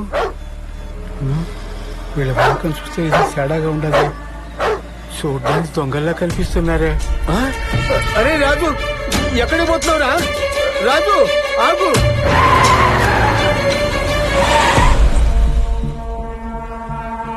ఈ ఇంట్లో ఉన్న అంతమంది ఒక లెక్క అయితే ఈ కుక్కే ఒక లెక్కగా కనిపిస్తుండది. అవునన్నా, నువ్వు చెప్పే మాట నిజం.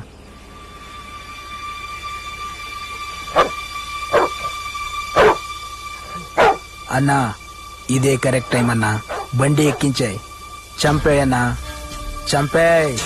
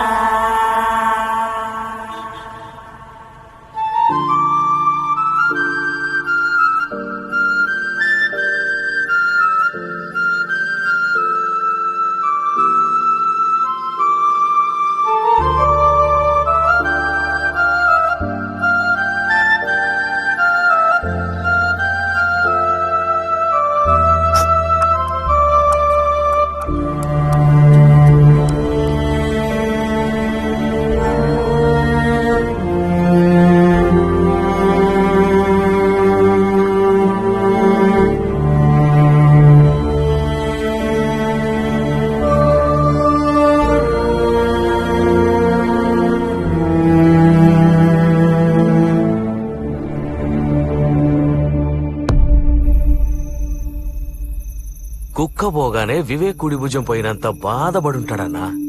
దానమ్మ అది బామరు కుక్క కాదన్నా.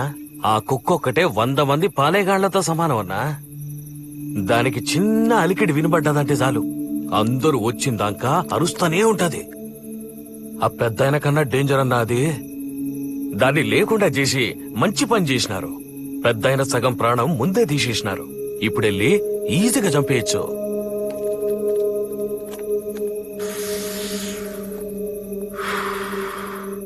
వేయడానికి గొడ్డలి మాత్రం మంచి తెచ్చుండవరా. ఏం మంచిదో పోన్నా. అది చేసేటప్పుడు శంకర్ రెడ్డి అన్న మాటలే గుర్తుకొస్తుంది.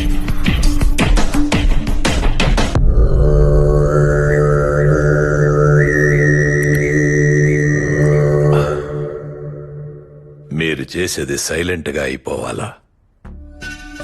ఎక్కువ యాగి చేయకుండా ముందు ముఖం మీద తలగడ పెట్టి ఊపిరి ఆపేయండి.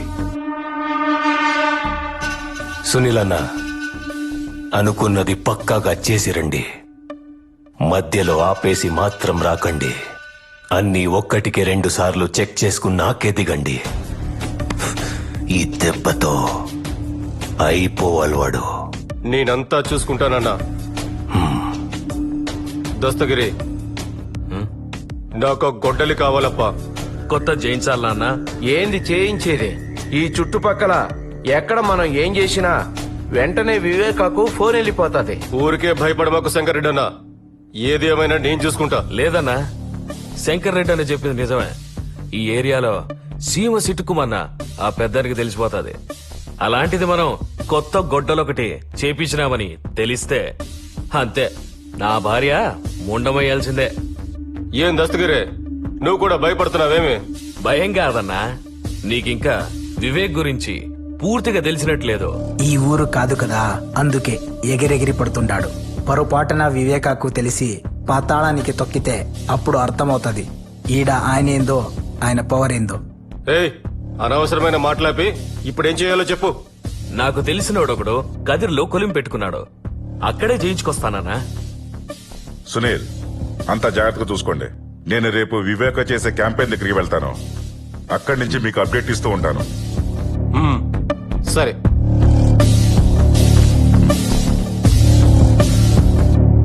Cheers.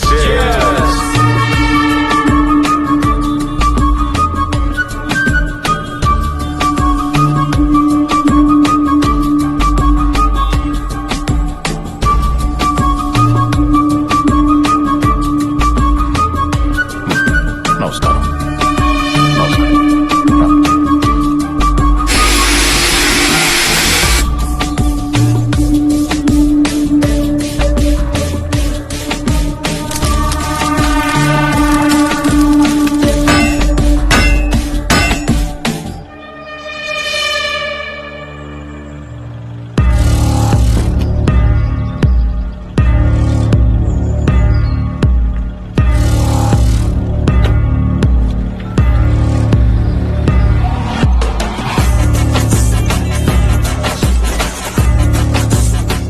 హలో సునీల్, వివేక ఇప్పుడే బయలుదేరినాడు క్యాంపెయిన్ నుంచి. ఓకే, ఇక్కడంతా నేను చూసుకుంటా.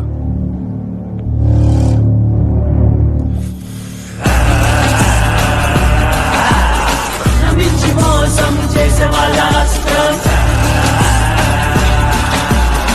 ఇది ఆ నలుగురి కుట్రం. నమ్మించి మోసం చేసే వాళ్ళ ఇది ఆ నలుగురి కుట్రం. వెంట నడిచినారు, ప్రేమ చూపినారు, అయిన వాళ్ళే వెన్నుపోటు పొడిచినారు. కుట్ర పొందినారు, విషము చిందినారు, కలియుగా నాశకులై చేరినారు.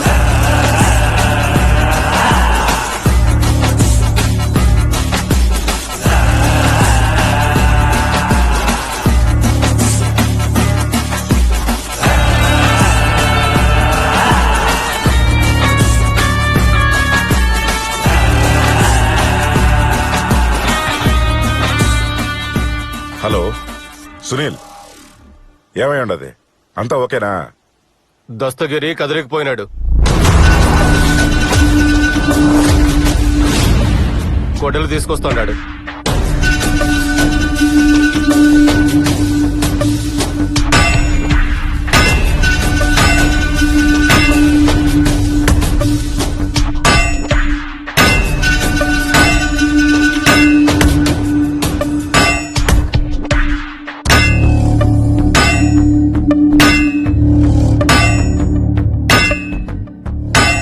ఇప్పుడు ఎలాంటివేంది? అయినా నువ్వెందుకు పంపించినావా? ఇదంతా ముందు నన్ను చూసుకున్న బళ్ళా?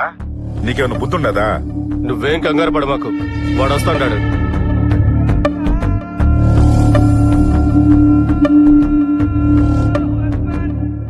నువ్వు వాడు అప్డేట్ ఇస్తే చాలు. అది కాదు సునీల్. ఛ!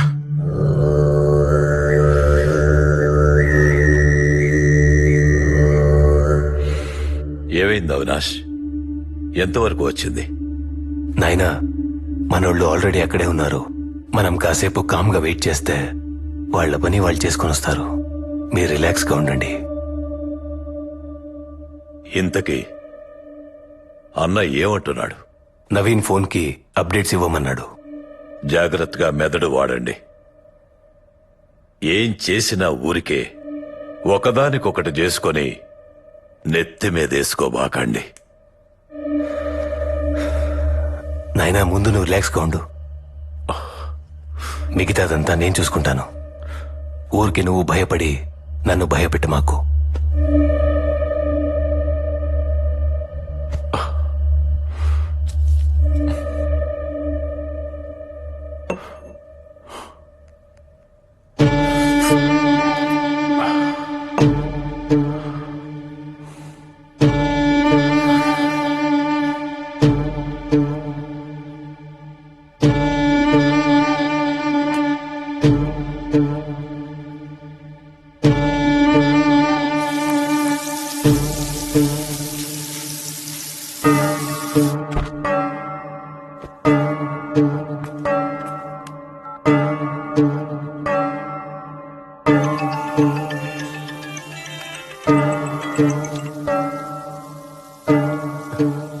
హలో, వచ్చినాడా దస్తగిరి? ఇంకా రాలేదు. ఇక్కడంతా బానే ఉండదు. చెప్పాను కదా, నేను అన్నీ చూసుకుంటాను. మళ్ళీ మళ్ళీ ఫోన్ చేసావంటే వాడికన్నా ముందు నిన్నేసేస్తా. గమ్మునాడిని ఏడుకు తీసుకురా. అది కాదు సునీల్, ఆ మాట పూర్తిగా వినకుండా కట్ చేసినాడే.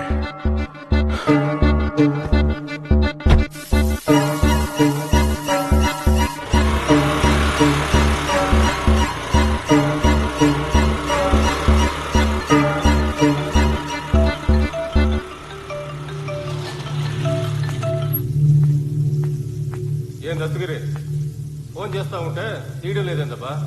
అన్నా డ్రైవింగ్ లో ఉన్నానన్నా, టెన్షన్ అయితే ఉంది. టెన్షన్ దేనికబ్బా? ఇంతకీ తెచ్చినావా లేదా?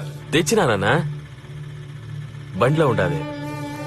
సరే తొందరగా రా, పోయి మంత తాగుదాం. సరే అన్నా, వస్తున్నా. వీడేంటి ఇక్కడ? మళ్ళీ ఏ ఇంటి చుట్టే తిరుగుతా ఉంటాడు? మొన్న వచ్చినప్పుడు కుక్క చచ్చిపోయింది. వీళ్ళంతా మళ్ళీ తిరుగుతున్నారంటే ఇంకేం ఘోరం జరగబోతాండాదో. ఈ విషయం అయ్యగారికి చెప్పాలి. ఆయన్ని ఎలాగైనా ఒప్పించి హైదరాబాద్కి పంపించాలి. అంత రెడీగా ఉండదన్నా, ఆ వివేక్ రావడమే ఆలస్యం.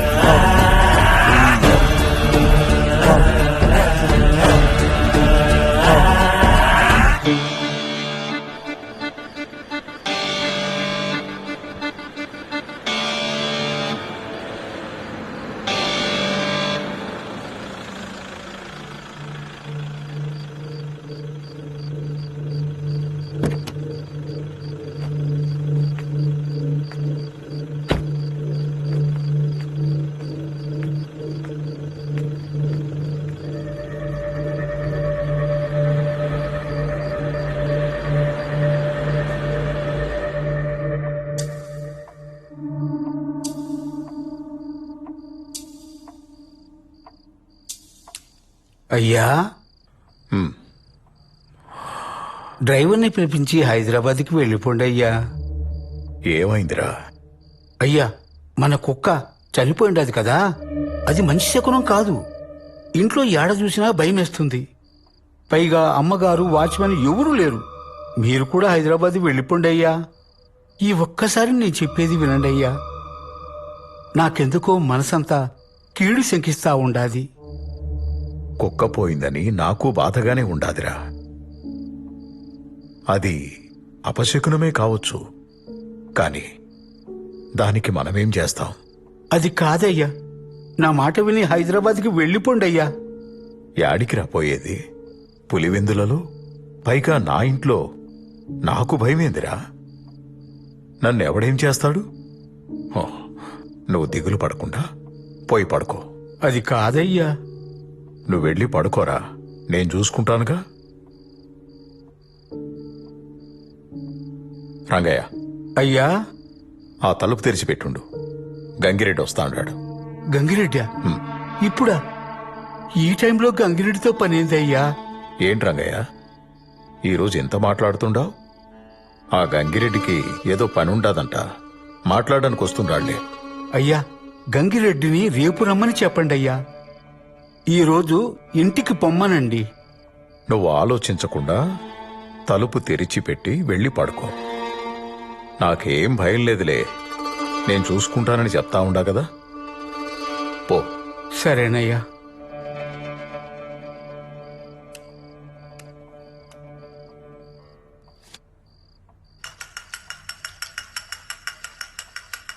ఏందన్నా ఇప్పుడే వచ్చినారా?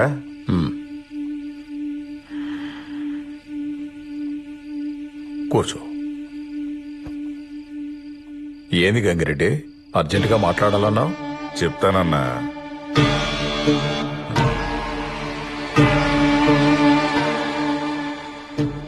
ఆ టైం కూడా వచ్చుండాది.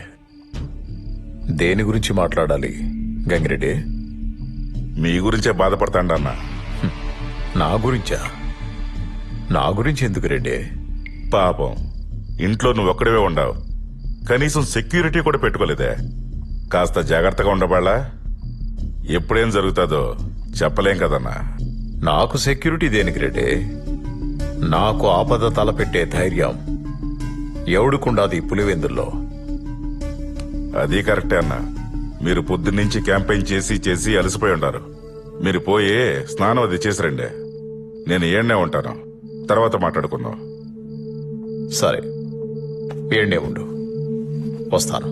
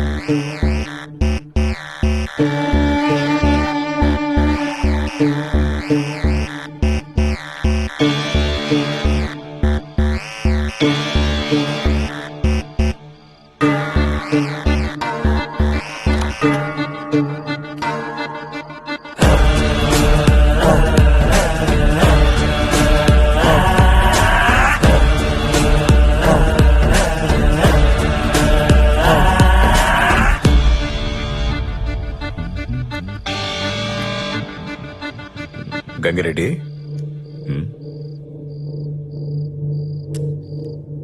ఈ టైంలో వీళ్ళేంటి ఇక్కడ?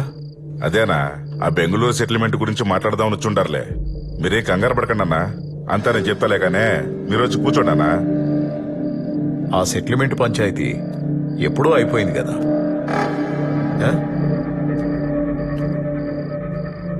ఇంకేముంది మాట్లాడనీకి? ఉన్నాయన్నా, చాలా ఉన్నాయి మాట్లాడనీకి. నా వాటా డబ్బుల గురించి అడుగుదామని. ఆ సెటిల్మెంటు డబ్బులొస్తాయని స్వార్థంతో చేసింది కాదు గంగిరెడ్డి, ఇచ్చిన మాట కోసం చేసి పెట్టింది. దాని నుండి ఒక్క పైసా కూడా నేను ఆశించలేదప్పా. మరి నీకెందుకు ఇలాంటి దుర్బుద్ధి పుట్టిందో తెలియడం లేదు. అవును, నేను దుర్మార్గుడినే, నాకు నా డబ్బు కావాల్సిందే. నువ్వు ఇచ్చిన మాట కోసం చేసావో నీ స్వార్థం కోసం చేసావో అదంతా నాకు అనవసరం. నా డబ్బు నాకు కావాలి. ఎన్నిసార్లు చెప్పాలయ్యా నీకు? అర్థం కావట్లేదా? ఇది డబ్బుల కోసం చేసింది కాదు. దీని గురించి మర్చిపో. మళ్ళీ ఈ మ్యాటర్ గురించి మాట్లాడాల్సిన అవసరం లేదు.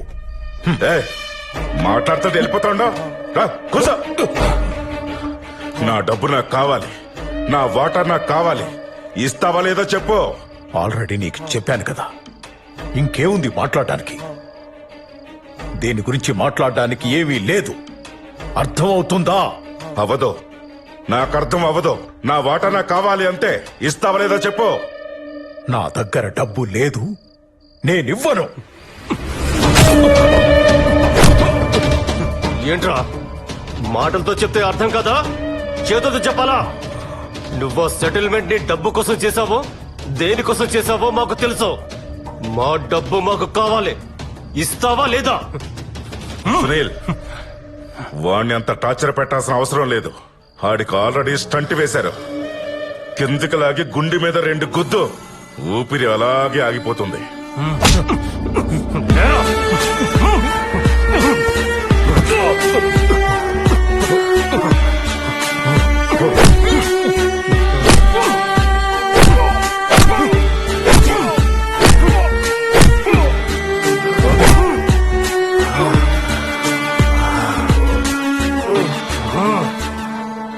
గొడ్డలివరా?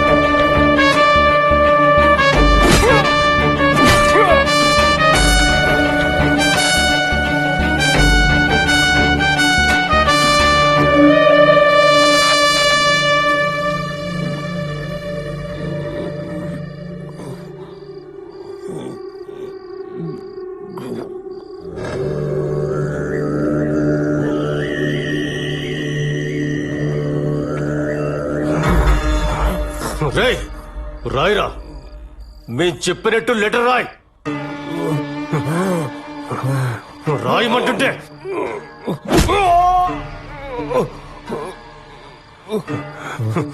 రాయే. నేను నా డ్రైవర్ ప్రసాద్ని త్వరగా డ్యూటీకి రమ్మని చెప్పిండానని, వాడు వచ్చి నన్ను ఇలా కొట్టినాడు. వాణ్ణి మాత్రం వదలొద్దు. నేను చాలా కష్టపడి ఈ లెటర్ రాస్తా ఉన్నాను. ఇట్లు వివేక.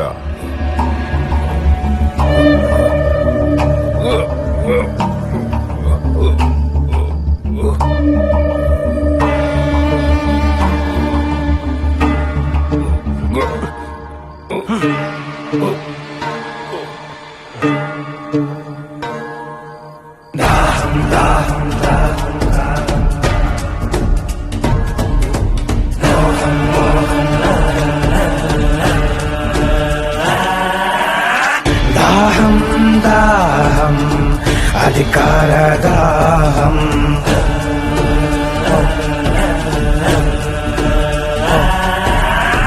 మోహం మోహం కుర్చీ మీద మోహం,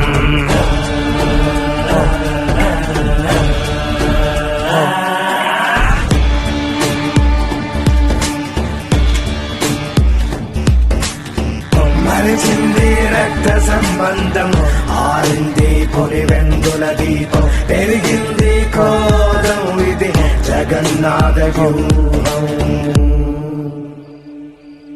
ఇది బయటకి రాని చక్ర వ్యూహం.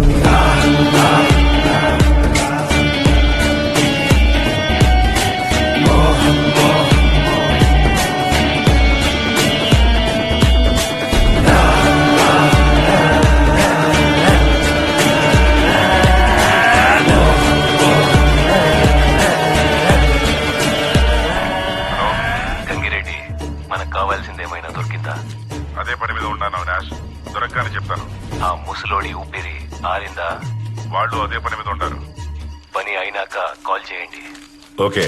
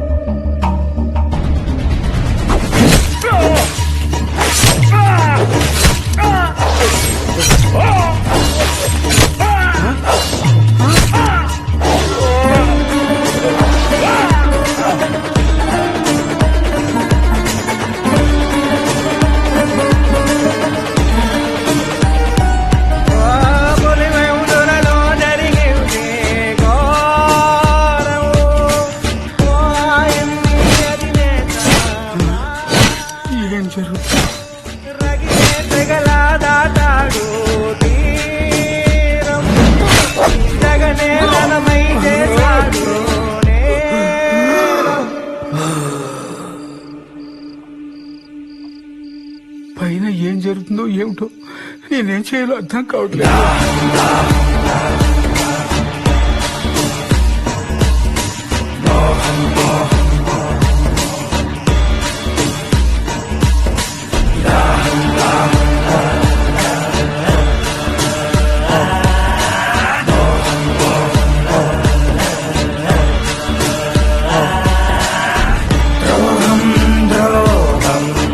విశ్వాసద్రోహం మదనం మదనం తెర వెనక మరణం.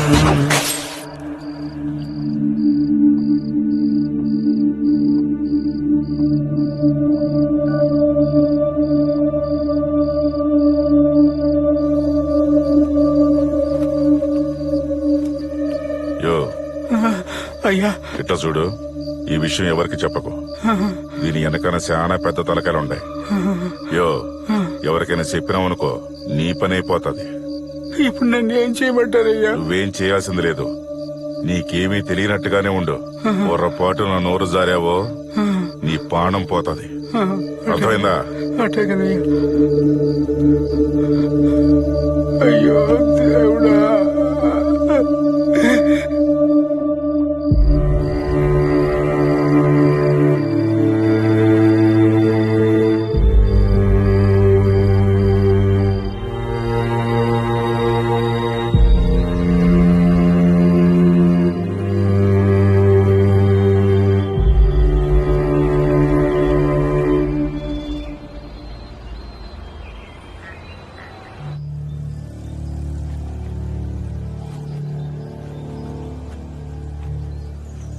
ఏంటి సార్ ఇది? ప్రొసీజర్ ఫాలో చేయట్లేదు. ఇలా అయితే ఎవిడెన్స్ మొత్తం పాడైపోతుంది. ఇప్పుడు క్లీన్ చేయొద్దు సార్, ప్రొసీజర్ ఫాలో అవుదాం. ముందు నువ్వు కామ్గా ఉండు, మిగతావన్నీ నేను చూసుకుంటాను. అలా కాదు సార్, ఇలా చేస్తే ఆధారాలు పోతాయి. దయచేసి నా మాట వినండి.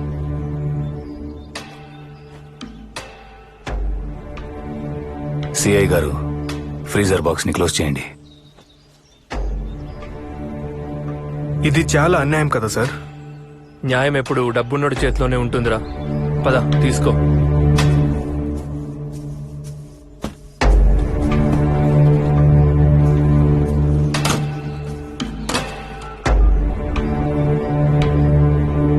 అన్నా, బాబాయ్కి హార్ట్ అటాక్ అయింది. బాత్రూమ్ లో పడి తల తగిలి రక్తం పోయి చనిపోయాడని సునీతకు అప్డేట్ చేశాం. అన్నా, ఇక్కడంతా సేఫ్. బాడీ మొత్తం పూలతో కప్పేసి స్టిచ్చింగ్ చేసేసాం. ఫ్రీజర్ కూడా తెప్పించుండాం.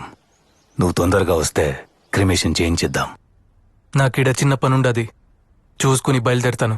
సరే అన్నా. ఈ లోపు నువ్వు అక్కడంతా జాగ్రత్తగా చూసుకో.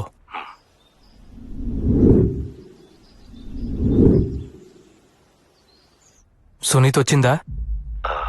శవాన్ని చూసిందా? అంతా ఓకే కదా? లేదన్నా, ఆమె కోసమే వెయిటింగ్.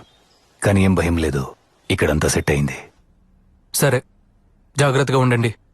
ఏదైనా సరే నాకు పిన్ టు పిన్ అప్డేట్ చేస్తూ ఉండండి. మురిపాలు పోత పోసి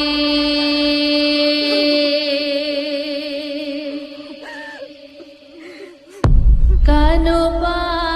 సరే అన్నా, సునీత వచ్చింది. నేను మళ్ళీ ఫోన్ చేస్తాను.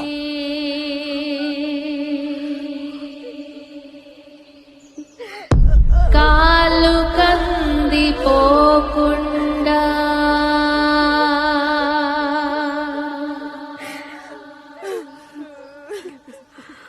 నీడలాగా కాసినావు.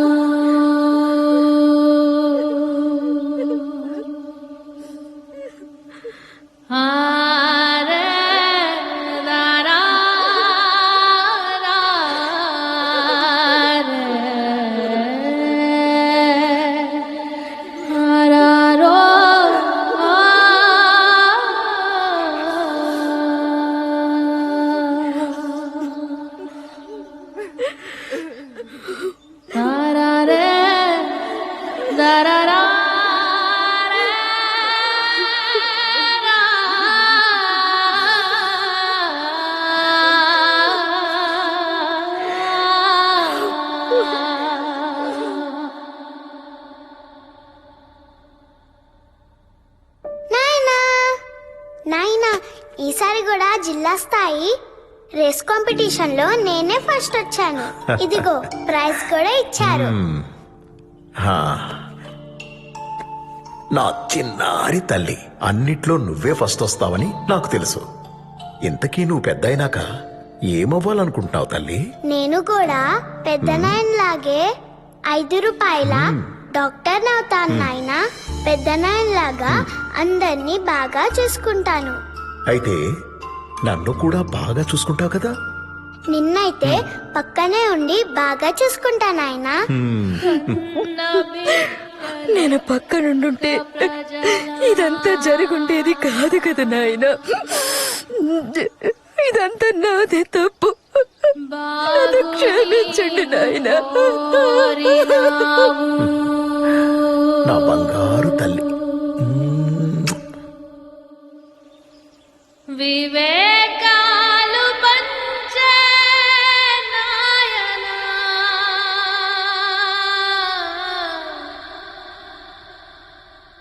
ఎవడి కన్ను కుట్టెను నీ పైన. అవినాష్, దీన్ని కొంచెం ఓపెన్ చేస్తారా? అక్క, దీన్ని ఓపెన్ చేస్తే బాడీ డీకంపోజ్ అయ్యి స్మెల్ వస్తుందేమో. అది నాకు తెలుసు. నేను కూడా డాక్టర్ని. ఓపెన్ చేయించు.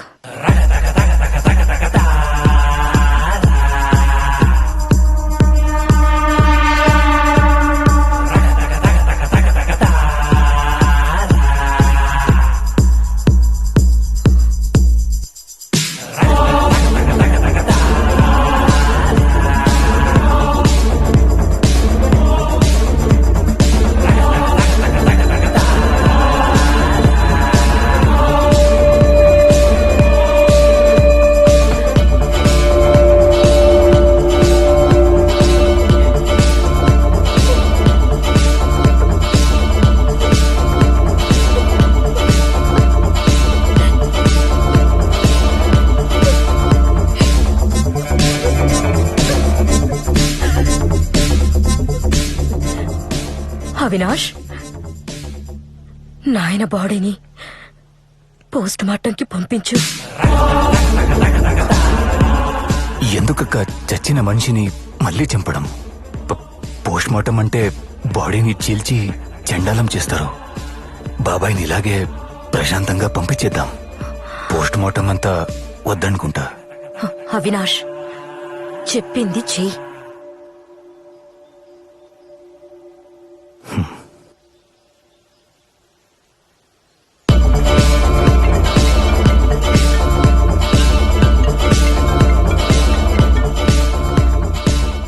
అవినాష్, ఎందుకు అన్నిసార్లు ఫోన్ చేస్తాడావు?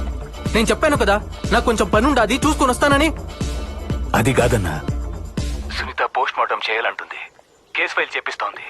ఏం చేయాలో తెలియట్లేదు. సరే, నేను వస్తాను. ఈలోగా నువ్వు సిచ్యువేషన్ మన చెయ్యి దాటకుండా చూసుకో చాలు.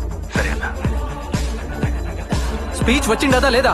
ఇంకా ఎంతసేపు? అక్కడ కొంపలు మునిగిపోతాండాయి. వచ్చిండది. ప్రజల నుంచి సానుభూతి పొందేందుకు బాబాయ్ హత్యని రాజకీయంగా వాడుకున్నాడు.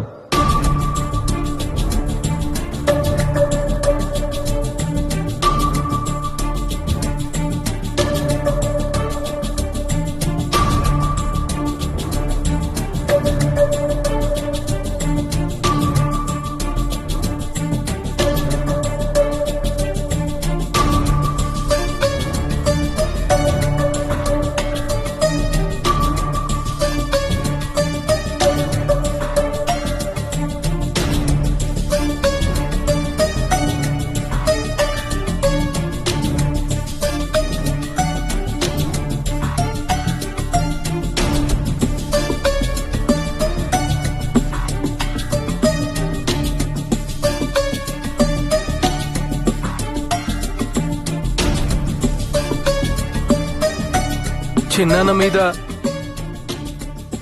జరిగిన ఈ ఘటన నిజంగా అత్యంత దారుణమైన, రాజకీయంగా అత్యంత నీచమైన చర్య ఇది.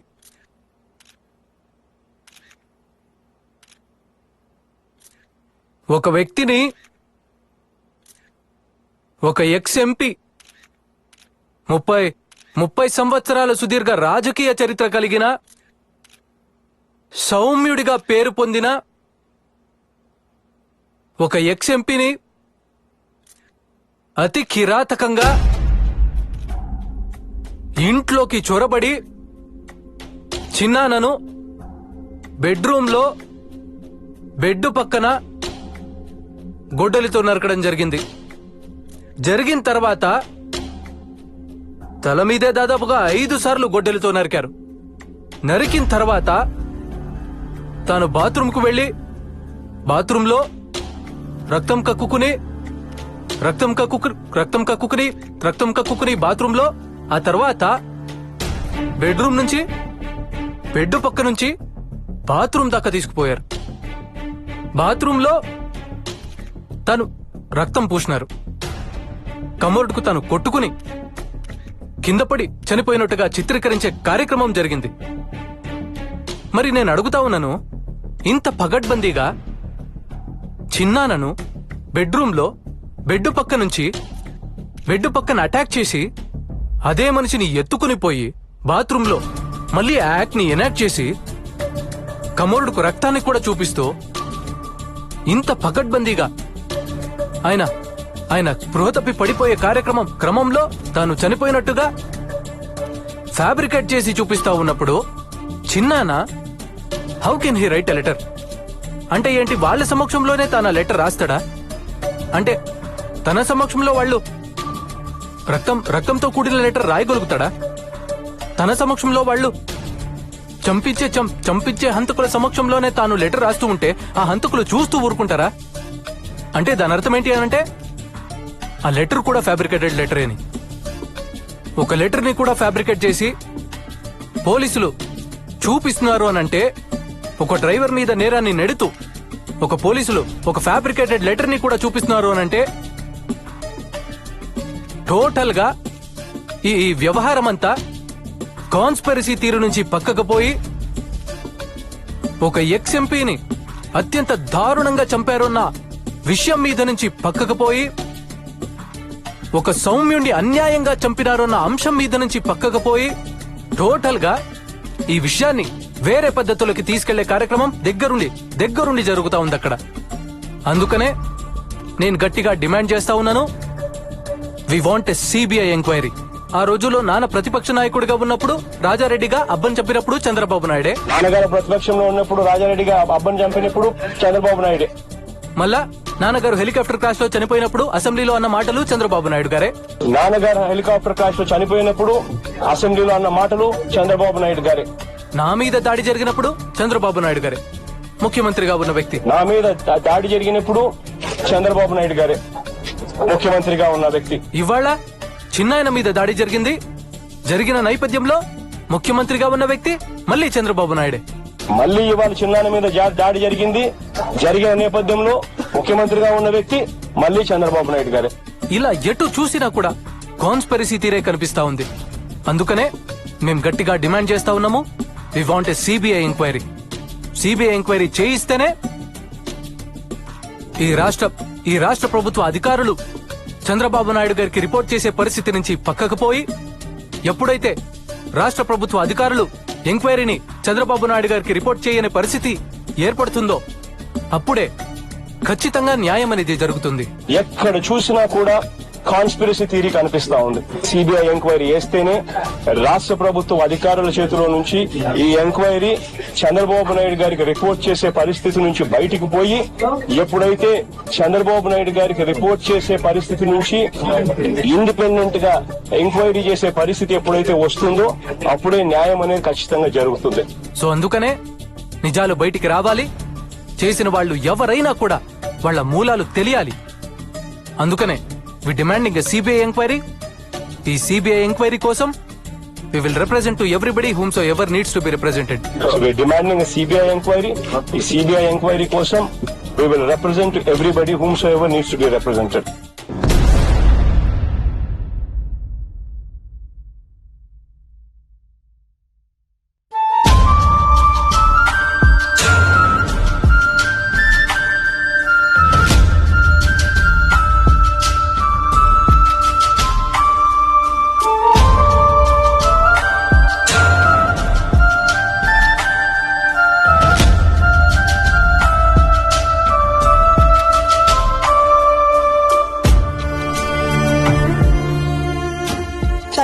చెయ్యెత్తిని గురించి రకరకాలుగా అవమానిస్తుంటే బాధపడ్డానండి.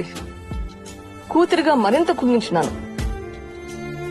ఒక పెద్ద ఫ్యామిలీ మీద ఇన్ని మచ్చలు ఆరోపణలు వస్తుంటే తట్టుకోవడం ఎవరికైనా కష్టం. ఫేర్ గా విచారణ జరగాలి. దోషులు ఎవరైనా ఎంతటి వారైనా శిక్ష పడాలి. ఇంతకు మించి ఈ స్టేజ్ లో నేను ఏం చెప్పినా గానీ బాగుండదండి. నా బాధను అర్థం చేసుకోండి. I just want a fair investigation at this point. కన్న బిడ్డలెక్క ప్రజలా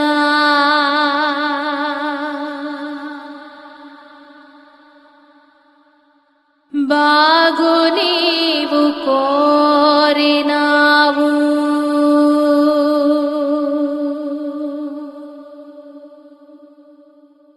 వివేకాలు పంచే నాయనా,